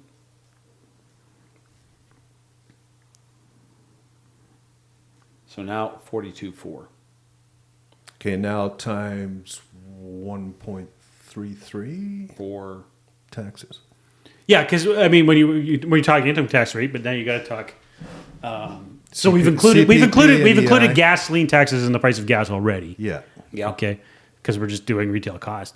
But So I guess but it would now be- we still got to add. We haven't. Are we including GST? We're including GST already. Well, because food, Okay. there is no GST in food, but there's going to be GST, GST on absolutely everything else. and everything else. So let's say that's 1.83. included. So that we're still. That just And there are hidden taxes like manufacturer sales tax and railway fuel tax that comes up on hidden in our cost. All things. So Yeah, I so think we've 5% already- across the board is still fair. Yeah. And we didn't factor in GST on our grocery budget. Right. we So- did, yeah. So if we do 1 times 1.83 on top of this for taxes, would that be That's way too much. 1.83 for taxes? You're saying 1.83% of 42.4 is Because tax- multiplying no. by 1.83, is that giving us 17%? No, I think. Hang on. Let's just take the taxes out of the wage. Are we talking sales taxes or other taxes put on top of? Well, 'cause we gotta we've talk already, about all- we've we got- already included sales tax. Yeah, We're assuming sales, Alberta. Okay, Sales taxes. Sales taxes mostly baked into that cake. But then Okay. we still have, Canada Pension Plan, employment insurance. But that'll all come out of our pay. Yeah, Okay, so Yeah, and income tax. 42.4 is our cost of living. right. Yeah. Okay, just our cost of living. So if I divide that by 2,000, 21.2 an hour, and that's just going to be my cost of living. So basically, That's pre-tax. pre-tax. So I need basically $40 an hour between mom and dad combined. Yep. So Yeah. both of these people are gonna have to be making $20 an hour, Yeah. basically, to just survive. Right. That ain't happening. That Okay. is not happening out there right now. Can I justify $20 an hour for flipping a burger? What, again, now you're getting So a very yes, no. But here's the thing. now you're getting to who is supposed to be flipping your burgers in this society. Can I Should be ask kids. anybody? Should be. Can I ask not. anybody to pay me $20 an hour to run a lemonade stand? No. Okay. Well, I mean, I don't know. Why not? Why not? How many hours are you working? Say I work Again, a it's- 40-hour week on my lemonade stand or your lemonade stand. Okay, are you being deliberately obtuse here? Or, Yes. okay. Yes. I'm going to the extreme to establish a truth, a law of economics. Are there certain jobs that we just cannot justify $20 an hour for? Yeah, absolutely. Okay. We've at least established that point. But I think, So And if again- we're going to talk about a living wage, yes. we can't just say, oh, well, Buddy should be allowed to do whatever the hell he wants, and then somebody else is somehow obligated to pay him No. $25 an hour. No. But I think we'll find that there are, do I have stats in front of me? No. If we wanted to find the stats, I'm going to have to go Okay. looking for, fine. Right? Well, here's probably another find question. there are probably way too many double income families out there where one of them is working part-time, one is working 2 part-times, right? For not enough, right? We talk about How can you say that? for not enough to support their families, as we just Okay. calculated. Okay. all right? If you go to So whose fault is as that? we just asked, well, like I said, for me, it's capitalism. Okay, connect those dots, please. There are far too many people out there not making enough money to Okay, support so how themselves. come that's not the fault of government? Why would that be the fault of government? Well, that's just what I asked you about capitalism. Why would that be the fault of capitalism? letting capitalism off the hook here? Like that, it's If the you way I can show feel, right? causality, Government is parasitic happy and to. capitalism isn't. yeah, I would be Capitalism happy. isn't parasitic. Yes, no. I Show me call causality. Show me causality. Because How can we not? capitalism creates historically- wealth. Yeah, it creates wealth for Yeah. shareholders. It creates No. wealth. It creates wealth for everybody. It creates wealth. It creates wealth for No. employees. It creates wealth for labor. It does- Capitalism creates We wealth just- for everyone involved in the transaction. We just talked about how the fact it is not creating wealth for the people who are in the working classes, But who are actually doing is the actual work. that It's creating wealth for the capitalism? shareholders. It's creating wealth for the management class who are gaining that wealth for the shareholder. It is not gaining wealth for the people doing the actual work. And Again, that is what we're talking show about. me. Yes, but you're refusing to show causality. You're just saying it is, and you're asking us to accept this on a leap of faith. Like when we fundamentally disagree. we keep having the same conversations. when we right? talked about Anytime the you burden talk rate to of me- labor, we were at least trying to demonstrate a causality as how regulation has caused this difference between the value of labor and its cost. That its cost is now higher than its value, and this is a problem for society. We at least tried to demonstrate how that is being caused. And However, indirectly by regulation. All I'm asking for I you agree with is to you. do the same thing. I agree. Show me how voluntary exchange is causing this problem. I agree with you that regulation, overregulation, has created certain issues. And Right. yes, that's a conversation we could have. Okay. We're not going to pick that Right. apart right now. I do agree with that in so many ways, Okay. right? What I'm always, you're always like, okay, well, give me examples right now. Do I have anything off the top of my head? No. What I'm always going to come back to, if you're going to argue to me that capitalism isn't parasitic, I'm always going to point to Bhopal, right? Okay. That is always going to be my go-to, right? Okay. That was, okay, well, we're not going to keep up any safety standards here. We don't give a shit. We're going to save money by running a substandard operation here, and who cares about the consequences? That's an example of the thinking of capitalism. Okay, right? now there's plenty of examples of that Now- throughout the history of mankind. I'm not sure there is. here's where I see is the Coal problem. mining disasters. We've got an environment, business and government environment, where, and remember, as a libertarian, I hate crony capitalism, right? Okay, so we've got it where we have distributed risks and concentrated benefits. Okay. Yep. And this is I'm not arguing for the present capitalist system when I'm talking about capitalism. I'm not arguing for you. So we have this thing, distributed risk, concentrated benefits, which is where our problem is. But what created the structure that gave us the environment of distributed risks and concentrated benefits?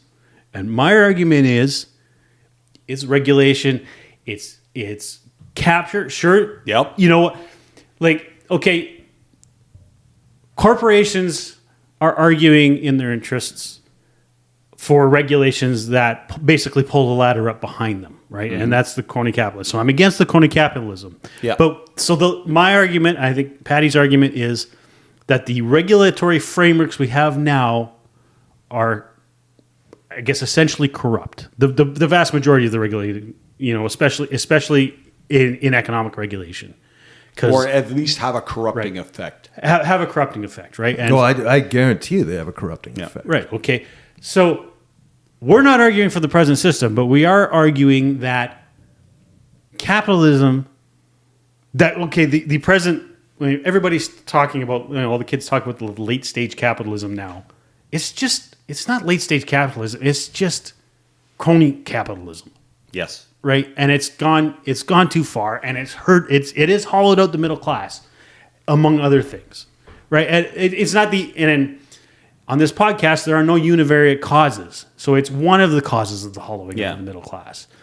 I agree with you. Could I also ask? It's good to hear that. It's good to hear. Let me know you when you're saying done, that. because I also want to ask a question. No, I think I'm pretty much there. So If capitalism caused the disaster of Bhopal, would it not be a fair experiment to say, okay, if these things happen in the absence of capitalism, how do we know then that capitalism causes these disasters? right. You know what? Do you consider that an Now- unfair question? I do. I Why? feel that's Why? Now I'm just playing chess with the devil. No, Right? you're not. Yes, You were absolutely saying am. A caused B. Capitalism causes environmental disasters because of the inherent nature, the rootless, self-centered nature of capitalism. Right. Okay, cool. So can we then make the logical deduction that if we did not have a capitalist system, those kind of disasters would not happen? Of course not. Well, I mean, why not? define that kind of disaster, right? I mean, disasters occur in all sorts of different ways, shapes, or forms. If you want to pick apart what happened at Bhopal, yeah. right? Is it down to one individual? Let's systematically, Sure. Union Carbide failed the people of Bhopal. They failed in their due diligence, Yep. and thousands of people died as a result of that. All Yeah, right? totally. Sure. Okay, and that is not gross incompetence of one person. Okay. That is systematic. But- Now, but should we- do disasters occur elsewhere? In Yes. non-capitalist economies? In for non-capitalist reasons, absolutely. But listen, we've talked enough. No, in for all of those our, same we've talked reasons. enough in all of our podcasts. Yeah. About negatively about the human condition, and like how human beings are, and the negative aspects and the positive aspects, and greed and selfishness are definitely part of it. Right. Sure. When you make a movie like Wall Street and you present an overblown stereotypical character like Gordon Gekko, Yeah.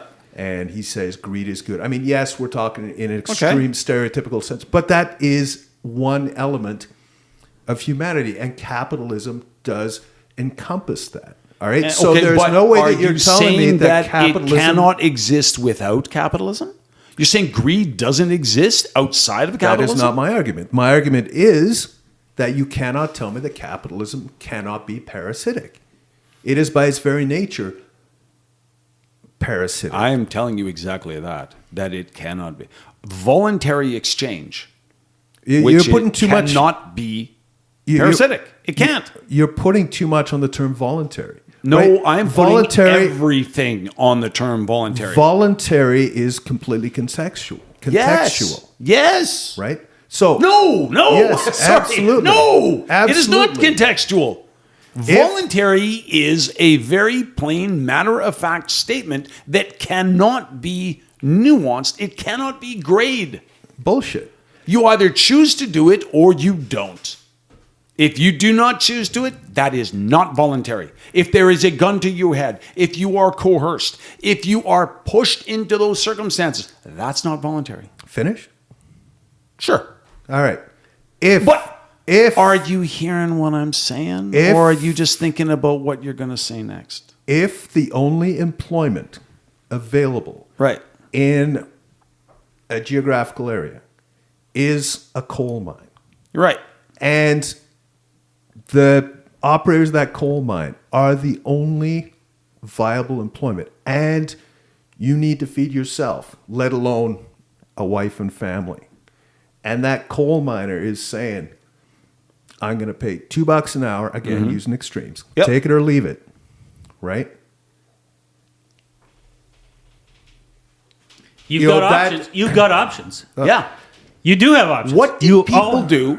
What did people do in the coal mines in 1740? They work the coal mines. Or they left. Yeah, you can leave. Okay, you can thumb a lift to the nearest recruiting station, If I'm or you can You left. or just leave the geographic. You migrated. or you leave Syria and you get on Kevin a Williamson's boat to written a illegal- whole book on this Yeah. about how people who are stuck in Yeah. Appalachia can't make any money should move. Yeah. Like in the modern, like these people dealt with these things prior to the modern welfare state. These problems existed In the prior 30s. to the creation of socialism. Well, In the the great migration out of the Dust Bowl to California in the 1930s, right? Like, Or the Great Migration out of the American Southeast. out to of the American north. Southeast, yeah, to Yeah. escape Jim Crow. We're talking the 30s. Yeah. People are riding the rails looking for jobs, and they're coming to They made it jurisdictions work. And the signs. Yeah. Well, I'm betting They a thought- lot of them died. A lot of Right? people died all the time. People die. That's kind of what they do. Sooner or later. Oh, fuck, that's the most cynical and inappropriate thing to be saying. Well, yes, people die on their own. Fuck it. You're kind of making a hollow argument. You're fucking- trying to create. You're trying to create this idea that Airplane crashed into the that there Twin can Towers, be but people die. But that's okay because people closed die. Systems where people have no choice. These are theoretical constructs that do not exist in the real world. They Bullshit. don't. I'm sorry. They don't. Bullshit. You're They- telling me employers People dictating the amount of money they are going to pay is not a form of coercion. It is not a form of power. You're not hearing what we're saying, man. That is We're exactly what you're saying that- telling me. No, that's not. You're saying that working in this coal mine for $2 an hour is the only option this guy has. I'm saying no, that situation never exists. Well, fuck it. It never exists. Fuck it. Now, you can have- Here's you can have I'm going to six use choices you don't like. I'm going to go with what you got. Okay, here, all that never exists. Let's say the people of Ethiopia. Fuck it. You're starving, right? Nothing for you to survive there. There's Yeah. absolutely nothing for a good chunk of the people of Ethiopia to survive on. Okay. All right, you got options. Go somewhere else. Oh, where are you going to go? Well, no one else wants you. Right? So what Can't did get they on do? a boat to Italy. So what did they do? They fucking die. No, they left. They still migrate. People still move. Or they rise up in arms and overthrow the system that oppresses them. You're trying to base policy on a theoretical construct that doesn't exist in the real I'm world. not talking about theoretical concepts. You I'm talking are. about basically what we're beating our heads on is you're saying that choice is choice, and I'm saying, and you're saying no one is ever forced to do anything. I'm calling bullshit. I'm not saying that. I'm saying that if you force someone into something, you can't call that capitalism. Any more than I can call that, well, actually, I could call that socialism. But you cannot take a situation like Bhopal and say, well, that's capitalism that did that. That still happens outside of capital, when non-capitalist systems have the exact same death toll. You're telling me that Magnitogorsk in the Soviet Union, that wasn't an environmental disaster driven by greed and individual self-gain? Or Chernobyl. Or Chernobyl? Or Bitterfeld? or Darvaza or any of the Three Gorges Dam. You're right. I give up. Capitalism is spotless, and fucking only shitty things happen outside of capitalism. Only capitalism has no, many capitalism flaws. is gold. It has no It's flaws just better whatsoever. than your alternatives. I give up. Well, Like because literally, I'm banging my head you against. should. You should, because you can't win this argument. This is an unwinnable argument you're trying to make. It's unwinnable. You may as well tell me day is night, night is day, No, or the capitalism. winter's warm. Capitalists are all very, very good people, and they very, very much care about humanity, and they don't care about money only and profits. Sarcasm. Blah, blah, blah, blah, The blah, blah. last resort. Well, I of mean, the that's defeated. where it gets to. You know, like You're trying to blame capitalism for things that have nothing to do with capitalism. capitalism can be ugly, ugly, ugly, and that's one thing that is just Sure. not being admitted around this table. I will admit that it can be ugly. I don't think anyone would ever dispute that. You've it been can disputing be it this ugly. whole time. No. You're speaking in absolutes. No. You're coming to me and you're saying The you know, root of this is that you said the root of this is that the only people who profit in capitalism are shareholders. No, I did not say that. You did say that. You did. I can rewind the tape. No. Okay, if that's you not want what to you rewind meant- the tape, if that's you wanna not what you rewind meant, what you said. Here's your opportunity to clarify. What you said was capitalism drives wealth for everyone, and I am Yes. saying Creates no. wealth. It Creates does wealth. not create wealth for everyone. You cannot tell me that the person who is making It does. minimum wage and living on the poverty line you cannot call that wealth. All right? Yes, you can, because we're using wealth as a term. How am I Yeah. trying to say it? Wealth, Yeah, wealth, okay, money. okay, If okay. I give you money, if You have wealth. If it's wealth. If Yeah. I give you $1 or if I give you $100,000, it's different levels of wealth. All right, okay, Yeah, now we're but you splitting, still have wealth. now we're But it's splitting still hairs wealth. again. Okay. No, we're being Because specific. we're trying to clarify the terminology here. Yeah. All right. Capitalism creates wealth. So McDonald's creates wealth for the people who work at McDonald's. So if you're the 14-year-old kid Yep. flipping burgers or running the burger robot machine now, Yep. you have more money than if you didn't work at McDonald's because your parents don't give you an allowance. Okay, that's Yeah. wealth. Is it a lot of wealth? No, it's it's still wealth. Okay, so that's what we're Is trying. it That's the how we're trying lion's to use share the term of the wealth? Is it the dominant portion of the wealth? No. Again, Still creates it, though. Still creates it. Right. we're talking about definition of the word wealth here. All right. Wealth versus wealthy, let's Okay. say. Okay. Go on. Wealth. Let's try wealth versus riches. Wealth versus. Yeah. Or you're talking about the dominant share of the wealth. That's You're saying disproportionate distribution of, Yeah. or not disproportionate. no, We're saying unfair no, because or, now we're going to get into the concept of redistribution of wealth. I'm and I'm asking- I'm not taking the conversation. All I'm there. asking from you But I just want- is I just- I want to understand what you are saying. I think the concept of wealth in this context, Yeah. and it's good that we're clarifying it Yeah. here. To me, wealth means something positive. All right, like Something more than positive. All right, it's so not just monetary. yeah, it's Primarily monetary, but not exclusively monetary.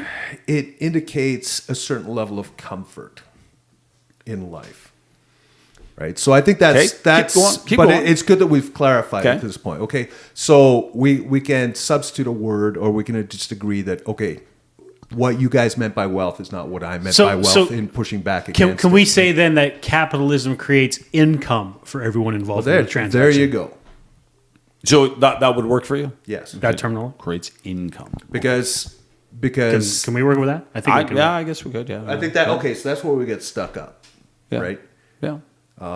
That's where the logjam occurred. Okay. because then now we can start debating. Okay, income, is that income sufficient? Because Right. having gone Yes. through the Yes. calculations, Because the one thing exercise that we had. haven't said anything here about capitalism creating equitable distribution of income, Yes. right? We have. We not. just said it creates income for everyone Yes. involved in the And I transaction. would- We're not saying everyone gets the I same could amount. not effectively give you I could not effectively dispute that statement.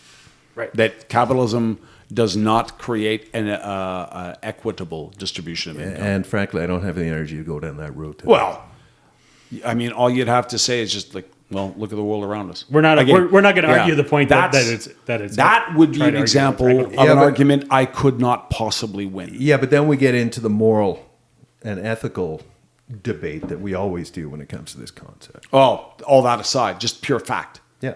I could not possibly win that argument if I tried to say that no, capitalism does give an equitable distribution. I couldn't. Well, I'll actually argue for you in that. I mean, it depends, you know.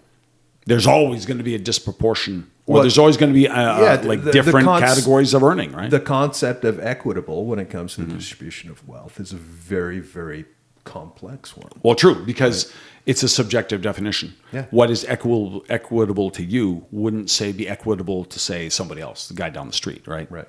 And also it depends on what we consider to be wealth. For example, while you were talking about income, I was thinking sometimes people take jobs for the experience it's going to give them. They take a pay cut because they say, hey, I want to get in on the ground floor of this opportunity. I think it's going to be something better down the road, or I just need this to pad my resume. I'm only going to do this for a couple of years. Then I'm pulling pin and I'm going somewhere else because there's a better job that I want, but I feel I need this on my resume before I could be considered for that. So did you get experience from that job? Yes. Is that income? No. Is it wealth?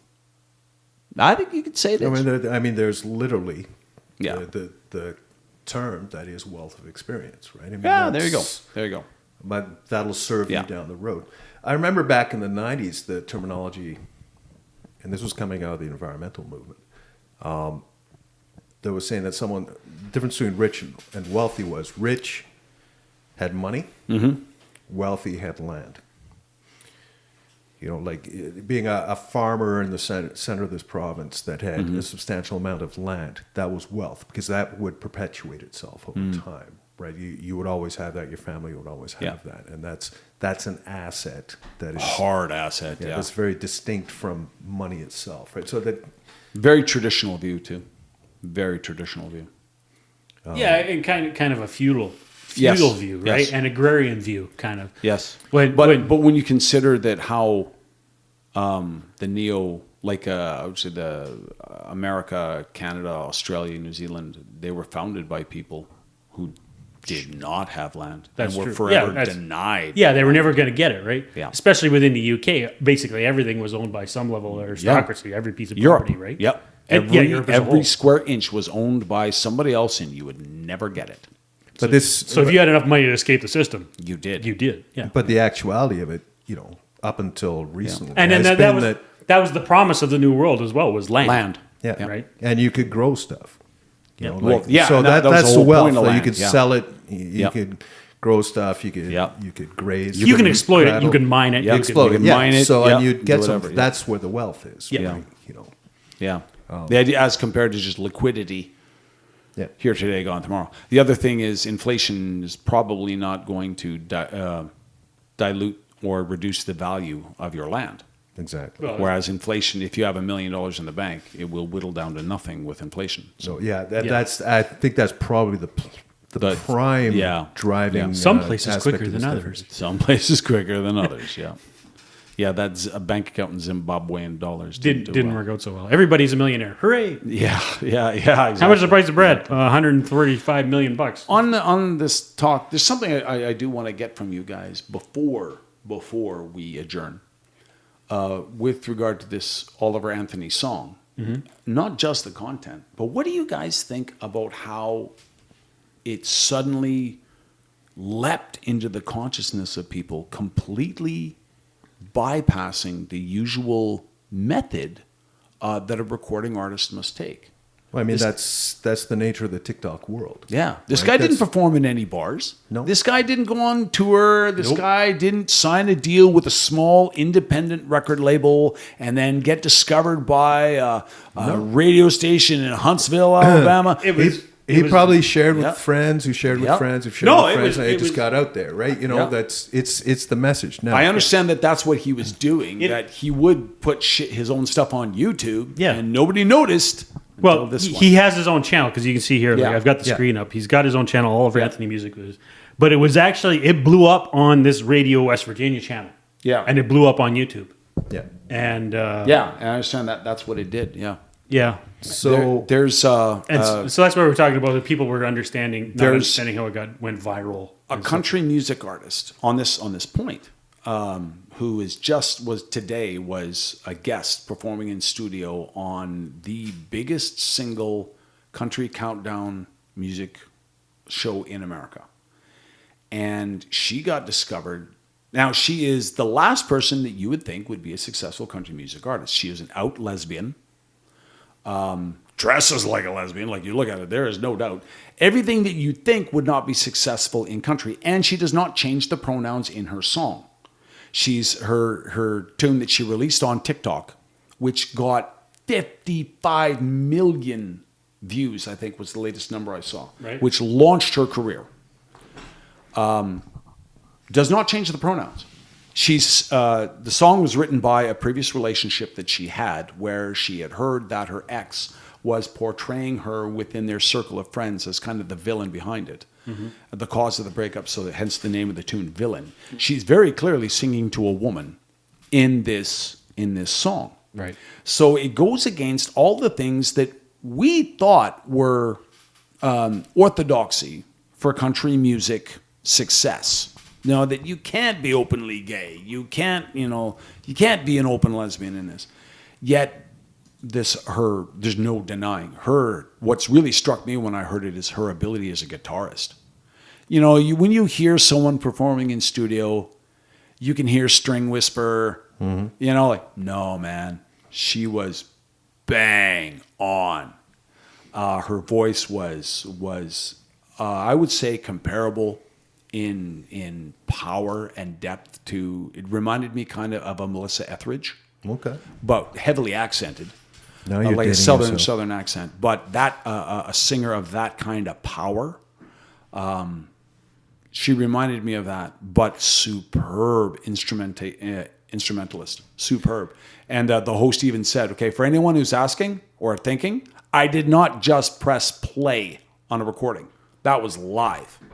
So this is another example, similar to Oliver Anthony, of an artist who has completely bypassed the traditional structure of how popular music, reaches an audience. Well, I was going to say, because it'd be interesting to find out how many of those 55 million are actual Country music fans? country music fans, because probably not, right? Well, it probably went out through a enough. number of Yeah. a number of different channels and hashtags and Yeah. stuff that got picked up. There's a good chance a lot of them are country music fans. Well, the easy answer is enough for country music fans, because she has now signed with a country music label, and she is performing at country music venues. The song is 100% country. It's definitely would not get. I mean, it might get radio play and pop, but it's not that structure. And she's now performing at country music venues, and this is what she has desired, sort of thing. Well, I think we've reached the point. I mean, because there've been a couple things come out in the last month or so, I think, where there's a couple of more traditional male country artists have said or done things that have actually been against the grain of Establishment thought. or current Are you talking progressivism. about Jason Aldean and his song "Try That in a Small Town"? Yeah. I think that's So that's one, but I think very that there was timely another example. But that's definitely the Very one timely of them, example, right? yeah. Which is unfortunate because there's actually a Jason Aldean song I like about getting her done. I can't remember what couldn't tell you. the song title is called, but it's basically about coming from grassroots like Right. that, just working hard Yeah. until the day is done and Yeah. stuff like that. And it's a song But that really resonates. it's a with me, timely example, or it's a very prescient example, Yeah. because he has been barred from all of the conventional channels of how, like, you're not going to hear that song on any radio station.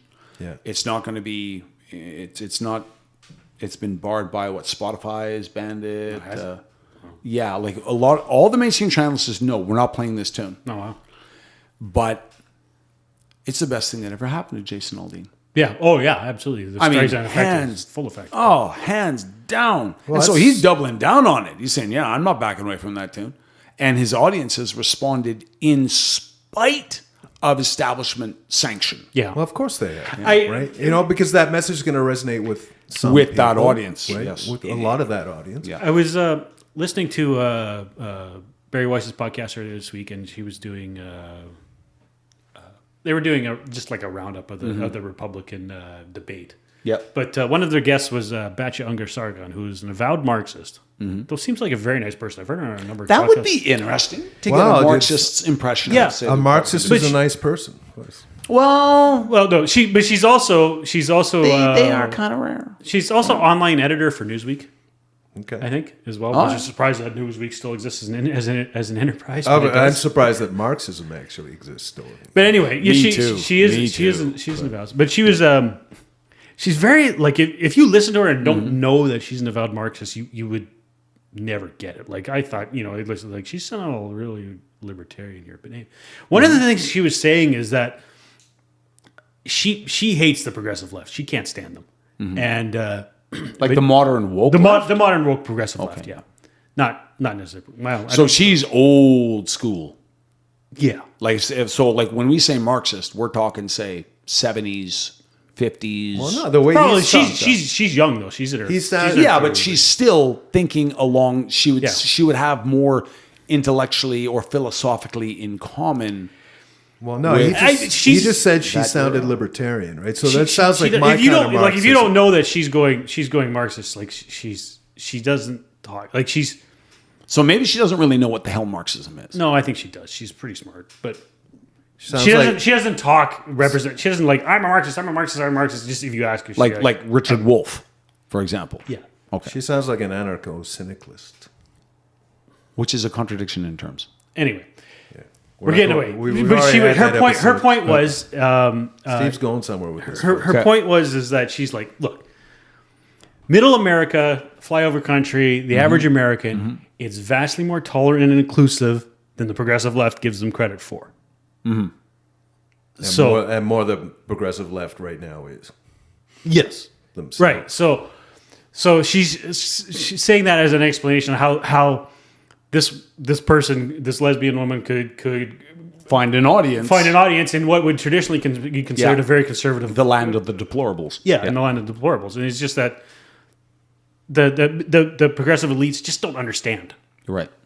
where the middle is, Or who right? who these people really who they are and what they actually believe, right? Yes. So that's just the point I had. It's just Fair enough. Yeah. I would say That was a good point, Steve. I would say that American, and I'm going to specify American audiences, be it of music, be it of film, be it of theater, be it of television, yeah, are far more intelligent and far more sophisticated than either Nashville, New York, Los Angeles, or Hollywood ever gave them credit for being. yeah. Oh, absolutely, right. That conventional wisdom within Well- the arts And even themselves- Peterson makes this Jordan Peterson makes this point. I've heard it made up a couple times this week as well. Is just that like the podcast medium put lie to the fact of Yeah. the 3-second soundbite or the Yes. 30-second soundbite, right? Yes. That the mainstream media has always been, people are too stupid to get more than Exactly. Yep. this little sliver of information, and then Joe Rogan comes along and Yeah. does 12 hours of the long podcasting. form podcast and blows blows that out of the yeah, water. exactly, blows that out of and the has water. like Rogan has a larger audience than any mainstream media source, Yeah. I in- would 100%. in the I Western would world. 100% agree. right? So That the gatekeepers to these art forms are now, yeah, they got to be really worried, because it's, the artists like Rose and Oliver yeah. show that they are really not needed. They add no value to the relationship between an artist and their audience. Yeah. At least where music is concerned. Yeah. And, another interesting. There's a guy named Rob Long. He's on. He does. He's a writer in like a TV show writer and showrunner. He's best known for he ran Cheers for probably the last 3 or 4 years of its existence. Okay. Right. He didn't create Cheers, but he ended up being the showrunner Yeah. towards the end. He came into the writers' room Yeah. about the middle of the series, and then by the end, Yeah. he was running the whole thing. Right? He's done a bunch of other stuff. He's of course presently on strike because all the writers are on strike. I was gonna. That was the very next thing I wanted to bring up. But he's been on but he also does. He's a conservative guy. He does a podcast, a monthly podcast with Jonah Goldberg and John Podhoretz. Jonah Goldberg and they call it Glob Culture. It's a very great podcast. I'll have to get you to send me a link on that. Yeah, it's they do so they do less politics. They do some politics because they can't help it, but they do more culture stuff because they're all culture nerds too. But he's been on a couple podcasts lately, and he was talking about the strike, and he's talking about how like the writers. There's some things that the writers are asking for that they should be, and he's happy because the Writers Guild is actually typically the Writers Guild has only been looking after like the top like people who are in his space in the showrunner, high-end producer, The very successful. the very established successful ones, space. But in this strike, the Writers Guild is actually trying to look out for journeyman writers and people who are like, they get one. Because there's a big problem especially in the streaming environment, that writers, they'll get contracted to a show, right? Yep. So they'll do 10 episodes, write a show for 10 episodes for a streamer. And then, and they'll get like 80 grand of that, 80 grand for that. Because it's only which is pretty good money because it's like 2 months work. Yep. But then 20 points goes to their agent.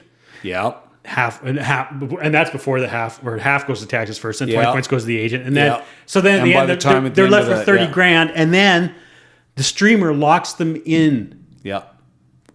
for a potential second season. So then they can't go work for anybody else. Right. So now they're hungry. Like, you made a bunch of money right now, and you're Yeah. good for probably 3 months, but you're locked in for a year. Yeah. You can't work right. So now they're doing all the other. Under right? the table stuff or working as a Yeah. waiter. Or, yeah. So and Long, he makes this joke about like the best thing that can happen you in Hollywood is you go to Hollywood and you make a success. You be a success. The second best thing that can happen to you is you go to Hollywood and you're a complete failure and Yeah. you leave. And you leave. The worst yeah. thing that can happen to you to Hollywood is you go to Hollywood and you have a Just you get a muddle taste. through. You get a taste and you muddle through and you keep muddling through and you keep muddling through. But and then another one of his arguments is like the streamers are the high ranking executives, the Bob Iger's and that, Yeah. they've destroyed the entertainment industry. That Netflix should only been in content distribution. They should never started producing. Yeah. Disney shouldn't have bought up all the intellectual properties and then started doing streaming production. The vertical integration Yeah. that's come into Hollywood actually has killed it. It was better when it was one guy was making content and trying to sell it. People are writing scripts on spec. Scripts get made. We try and sell them, right? Yeah. Netflix was worried about nobody's going to sell us anything. And his point is the highest rated show on Netflix all summer in the United States has been Suits, which was not Netflix original content. It was produced by USA Network, a cable network. And it's a sold it to- decade-old show, and Netflix picked it up long after it went off the air, and that is the best. So Netflix could have always got content where they wanted. And he sees like the industry was working better when everybody had their hands in everybody else's pockets. Yeah. Right. When And it wasn't all this Yeah. vertical integration. Well, let 1,000 flowers bloom, right? Right. Yeah. And so this amalgamation has been bad, and that is always a big sign that an industry is not healthy. Right. Right. It's a market failure. So when big companies, when GM or when when Chrysler and Mercedes merged, it became Daimler Chrysler. Yep. That was a bad thing. And then it was instantly a bad thing because Mercedes realized their mistake right off the hop and got rid of it. Yeah. And now there's this giant Uber auto corporation called Stellantis, which is Chrysler and Fiat and a couple of the French manufacturers, and I think Nissan. And it's just as Stellantis now, right? Yeah. And then, and then Volvo, or you go into the into the heavy truck market. Volvo owns Mack, and Volkswagen owns International Harvester, and Mercedes owns Freightliner, Western Star, and so there's all this big conglomeration. The only independent heavy duty truck manufacturer is PACCAR, which owns Kenworth and Peterbilt, and basically always has. Yeah, and it owns DAF in Europe, right? But it's just Or look at concrete. Yeah. Inland or Lafarge. or Heidelberg Group, Or Heidelberg, and yeah. the Holcim Group. Yeah. And it's all this amalgamation. Everything gets Yep. bigger and bigger in these companies. And then they're too big to fail. Yeah, Right? Well, that's what governments tell us. Right. Yeah, when actually letting them fail would probably be the best thing Was the that would have healthiest thing. happened to us. Yeah, absolutely. There'd be like 21 difficult days for everyone, Yeah. and then things would recover. Yeah. So, I want to talk to you about I don't want to talk to you anymore. the writer's strike. What do you think? The whole concept of AI and how, or let me preface this. We thought, maybe this leads to another episode. We have traditionally thought that AI would replace blue collar jobs, that it would replace the welders, the technicians, the electricians. And we're finding now that actually it's the white collar elite that is in real danger with AI. It's the lawyers, the accountants, the writers, the artistic creatives that are more easy to replace. That's horrible grammar. Are more easily replaced by AI than the guy who installs your sink. I don't see lawyers being that easy to replace. Accountants for sure, because that's pure math. There's a software package that they are experimenting with. I guess like the vast majority of corporate law is done by precedent, and it never even gets to court. You hire your lawyer, and you go to him and you say, okay, this is the situation.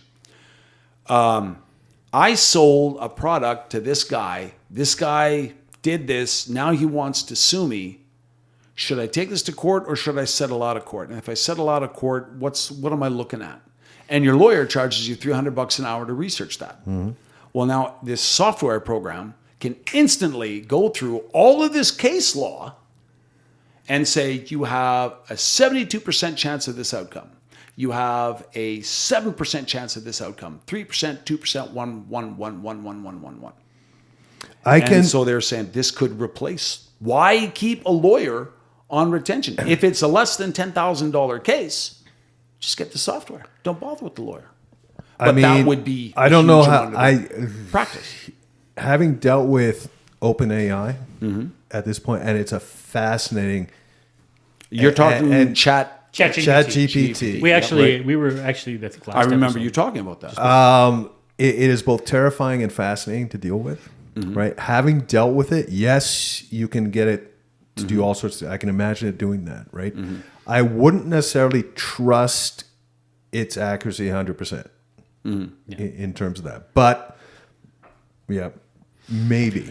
You can see it coming. You can see it coming. Yeah, I can see it coming. But of the things that you listed, I would say the creative side of things has been the biggest surprise for me. Like I said, it's fascinating and terrifying what you can plug into an AI engine these days and just tell me a fucking story, and it does. Well, because like prior to our last live episode, you and I were playing with that in here, and I had it like write a short story about a private detective in LA in the 1970s. You had to do this? Yeah. Right. While we're waiting for you to show. Yeah. And so it printed this thing out. It was on the screen when you walked in. Yeah, and but it didn't really, because actually Rob Long has talked about this in these podcasts as well. Because the writers are worried about it. He's like, if you're worried about AI as it is now, how bad a writer are you? Because this thing didn't write a story. It wrote a script proposal, really more than anything. Right? Gave you background. Yeah. But not really great background. It gave you. You could tell it pulled from this trope and this trope. And this. Yeah, but that was your. It was an agglomeration of tropes. That was your first try at it. Right? Literally, yeah. So I'm sure. Yeah, with more. What it does is, whenever you give it an entry, it closes off with, as if that was the end of an episode, or it gives you a description that's basically, and so the private detective thought about what just happened as he was driving his car down the road. Telling you there, Toots. Well, I was walking in here. And I told it. I told it that it was a. I think I mentioned that the private detective, like it was 1970s, and I mentioned that he had been a former Marine. Yeah. Right. So instantly he had PTSD from his time in Vietnam. And yeah. Right. Like, Yeah. So Yeah. I mean, like I said, it was like Trent said. It was my description of was 2 lines. So I mean, if I typed it in an essay, it could maybe give me a novel back. Right. Yeah. But, I've actually got. I stopped doing this about a month ago. But and I haven't played with it since then. So Is I've it an got, app or is it a website? It's a website. It's a website, right? But you create an account. I've got an 80-page novel I've started writing. Yeah, I remember you saying about the woman from Alexandria. Yeah, she was Alexandria taking the on train from yeah. Alexandria to Cairo, and it's just, Anyways, I won't tell you where it's at now, but as far as the strike goes, I mean, I don't know enough about it. It sounds, from what Steve has described, it sounds like I've got 2 thoughts. One is the way it was presented sounds like a reasonable place for them to be going, right? It's kind of like, okay, let's take care of the little guy, right? Because they're falling through the cracks. And it sounds like there's some problems they need to iron out. Yeah. The other thought I have is we're going through a revolution. Actually, we're going through 2 of them simultaneously, I would say. We're going through the streaming revolution and now the AI revolution, right? And that's what they're going to have to resolve. So we're going to come out the other end with something. This was probably something that was going to happen anyways. And I wouldn't be surprised if both sides were kind of looking at this going, expecting it to happen, and now they're just kind of having to do the dance. Can I tie a nice little bow on this and throw one more thing at you guys?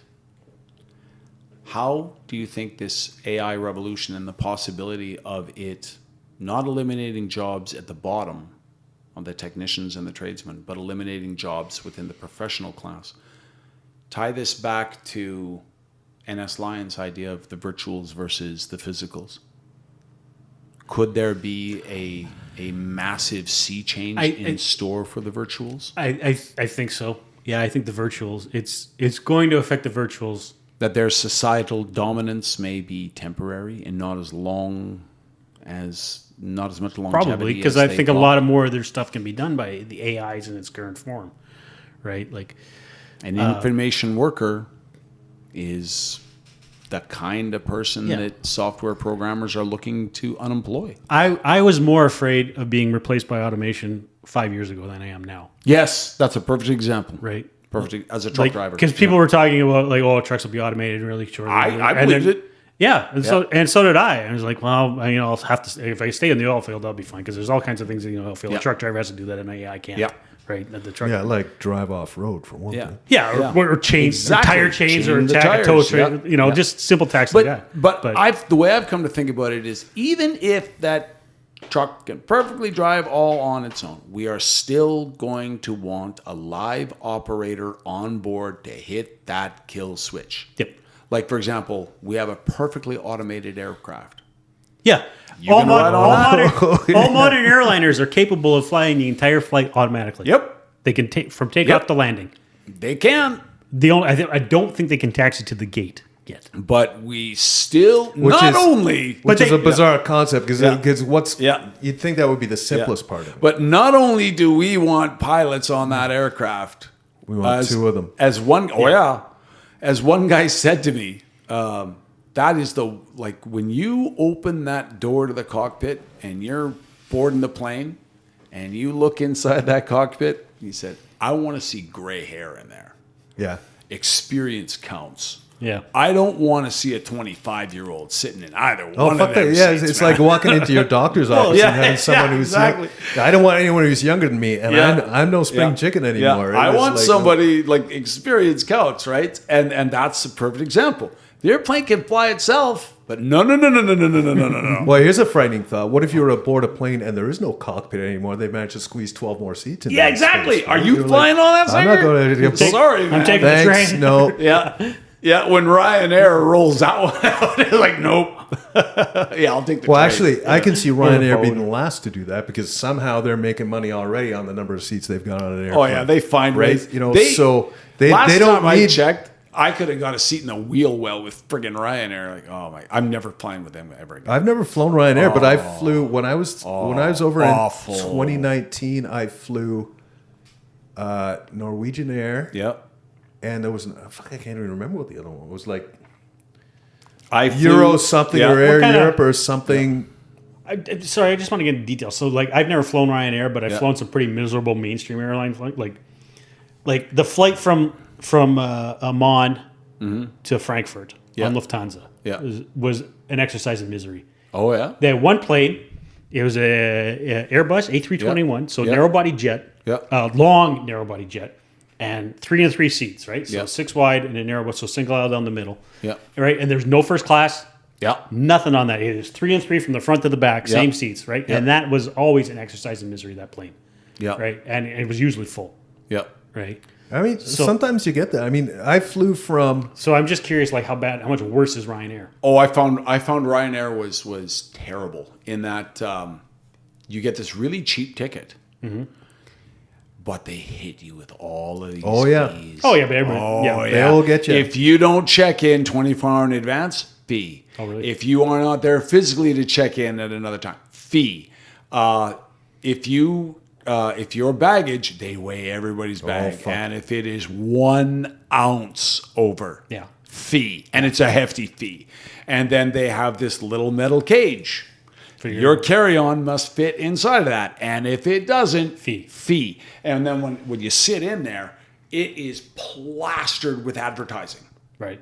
It's like you're 2 feet away from a European hockey player. It's like in all directions. There's advertising over everything. Interior surface of the airplane? Every interior surface of the airplane has logos all over it.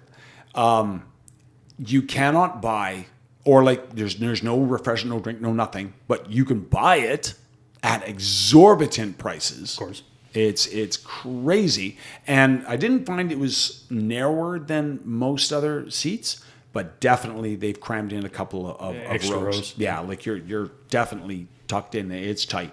Thankfully, it's Europe though, and like I haven't flown Ryanair, but I've flown Norwegian Air and another one I can't even remember the name of from Hamburg to Gatwick, then Gatwick was Norwegian Air to Gothenburg, and then back to Amsterdam. Hamburg to Gatwick, you spend more time on the ground than you did in the air, eh? Probably. What's that? Yeah. Hamburg to Gatwick, yeah. Now I hated it. I thought it sucked. Yeah. I thought it was. I just hated feeling that I had to jump through all of these hoops to avoid getting hit with other fees. Yeah.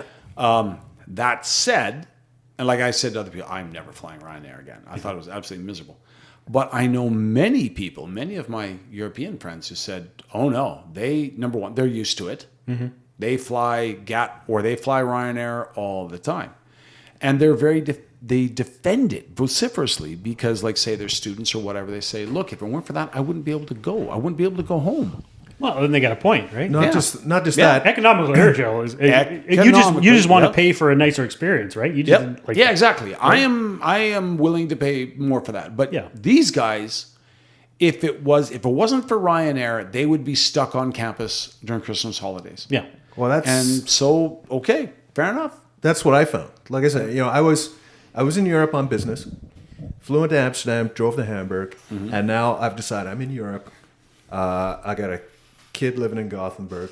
Yep. I'm going to stay an extra week and a half. Yep. Right. But in the meantime, it's Friday. Yep. I'm going to visit Buddy in London.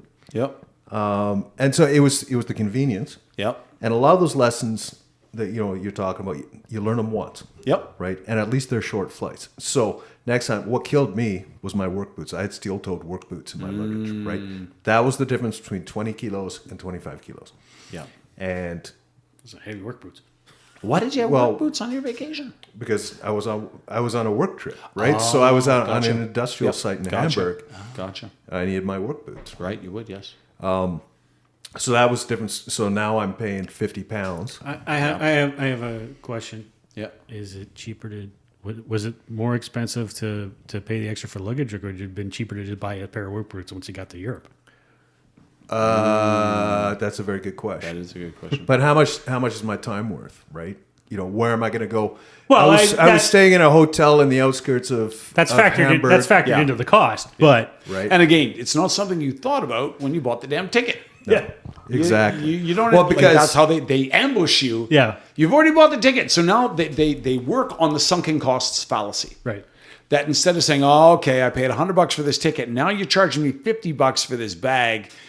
You're probably going to tag me with a couple other things because I don't know what I'm doing here. Yeah. Maybe I should just walk away at this point. Yeah. So, But we don't. But here's the thing. I've already spent $100 on the ticket. my original flight to Amsterdam was on KLM.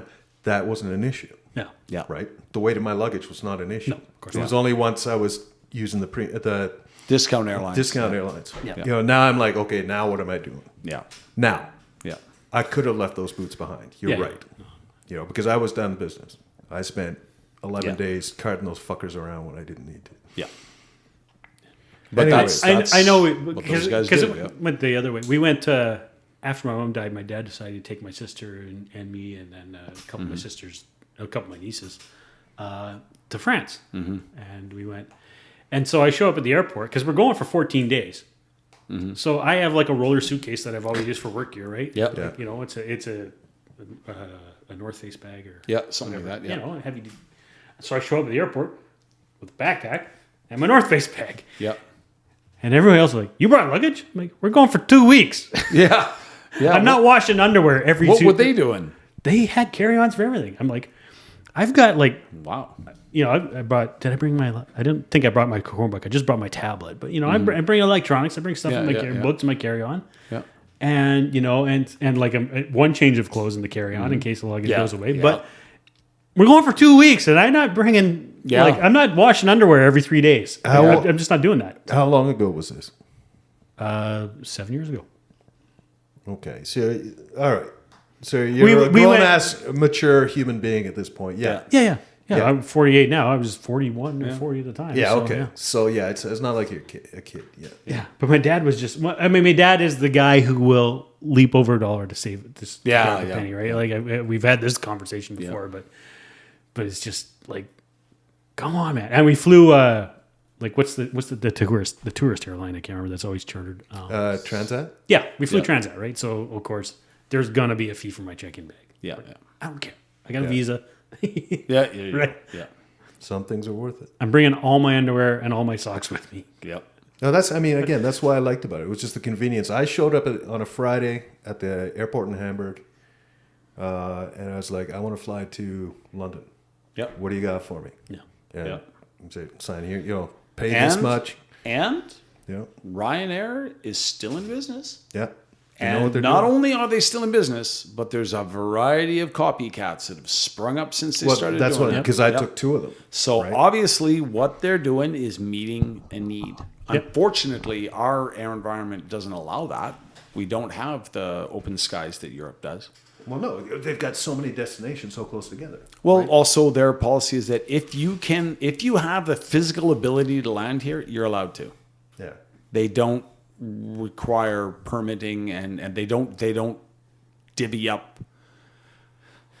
They're not as heavily regulated as North American airspace. Yeah. So Which is interesting, considering it's Europe. yes. Two great contradictions in European society in their view of regulation. Air travel and cigarettes. Well, there's lots of things. Europe is just so different culturally from North America that things like you think, like North America being the bastion of freedom and Europe being the culture of regulation is just not true. It's Doesn't so many always, areas. doesn't always line up. Yeah. Right. Right. Like cigarettes. Yeah, I mean, even like in places in Europe, Central Europe, especially Central Europe now. Yep. Like for firearms ownership is way easier there than it is in Canada. Yeah, right? Czech Republic. Yeah, like holy cats. Yeah. Oh yeah, like You the Czech Republic's been that way for a long time. And Czech Republic, you can they have a graduated licensing system that where you start at the bottom and you can your way up to machine guns and explosives. Yeah. Right. Which I But think they've got an has, armaments industry, so but it also but the average person isn't going to keep Skoda arms in business. Or CZ. Yeah. Yeah, exactly. Right. But it's But it is, and I do like that approach of a graduated license. yeah. Let's start everybody at a very, very low level. And then once you have proved over time and qualifications that you desire and can accept higher levels of responsibility, then go ahead.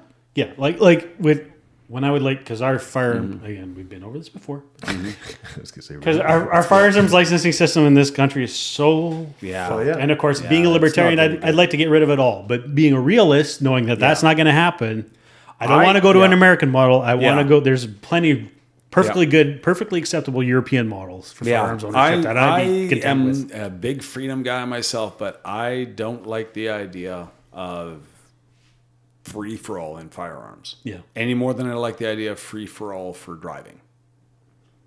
I think because of our responsibilities, like you talk about, rights come with responsibilities. Yeah. I think you need to demonstrate, like owning an Akita or a pit bull. You need to demonstrate that you can accept this higher level of responsibility. Which is actually weird. So, because I'm kind of from a driving point of view, I feel so bad for people these days. What do you mean? Well, back in the day, we could have gotten our learners at 14, and whether you had it or not, you were getting your license at 16 if you went and passed the test. Yeah. And there were no conditions. And I've been driving since I waited till I was 17 to finally pass because I failed it the first 2 times, Yep. right? A lot of people like do. that. Right? I did too. Actually, I didn't lot of get people do. I didn't get my class 5 until after I joined the army. Got my driver wheel course. Well, there was no L in my back window or N in my back. No driver learner. Like, fuck off. You know, Or like, like you got your license or you don't. And once you do, no you're driving graduated your car. license, and Although they just got rid of that, didn't they? No, They just got rid of the graduated license program, haven't they? Pretty sure that. not that I've heard of. Yeah, it's this big. It was this big thing in Alberta. They got rid of graduated license. Oh, I think I might have heard something. Yeah, I think they. They might be phasing it out. Or yeah, it's like you had to pass the test the second time to get rid of your but graduated license. I think it's like so many other conversations we've had. I think this generation, and you know who you are, actually do need a graduated system, so it can be revoked because you drive like a bunch of fucking dumbasses. I don't know, man. I think that's age equal.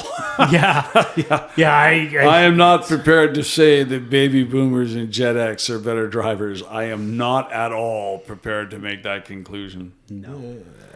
I'm going to say that men in pickup trucks are the worst drivers on the road. We've been over my hatred of. And let me hear the other Ram one. pickups. Let me hear the and. Especially if he's got a headache rack. Oh, okay. I was going to say. If any man driving a pickup truck with a headache rack, it's like, okay, keep your head on a swivel because this guy's going to do something stupid. I don't know why. Like, don't, what would a headache rack possibly have to do with anything? It's just something I've observed, For me, it's pickup drivers and BMW drivers.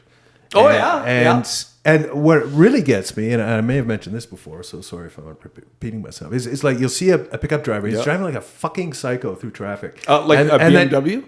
No, like a pickup driver. Truck, pickup truck, you're like he's indestructible. Yeah. He probably is. Yeah. And then you'll be behind him and he has to turn right into a parking lot and he slows down to 3.5 kilometers an hour to turn into that parking lot. He doesn't walk over that lip too fast. It's like, really?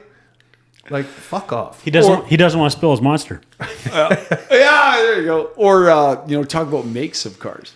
I used to know a guy who, dead serious, he judged restaurants by how many Volvos he saw in the parking lot. Oh, really? Yeah. And that would be yes or Good. no? Yep. Volvos are good. Eh? If he didn't see at least 3 Volvos in the parking lot, he's not eating there. Really? Yep, that was his Oh, thing. wow. That was That's his, the I don't know how serious he was Safest about it. guy on the planet. I don't know how serious he was about it, but yeah, he I honestly... guess he assumed Volvo drivers had good taste. That's what he did. He felt that...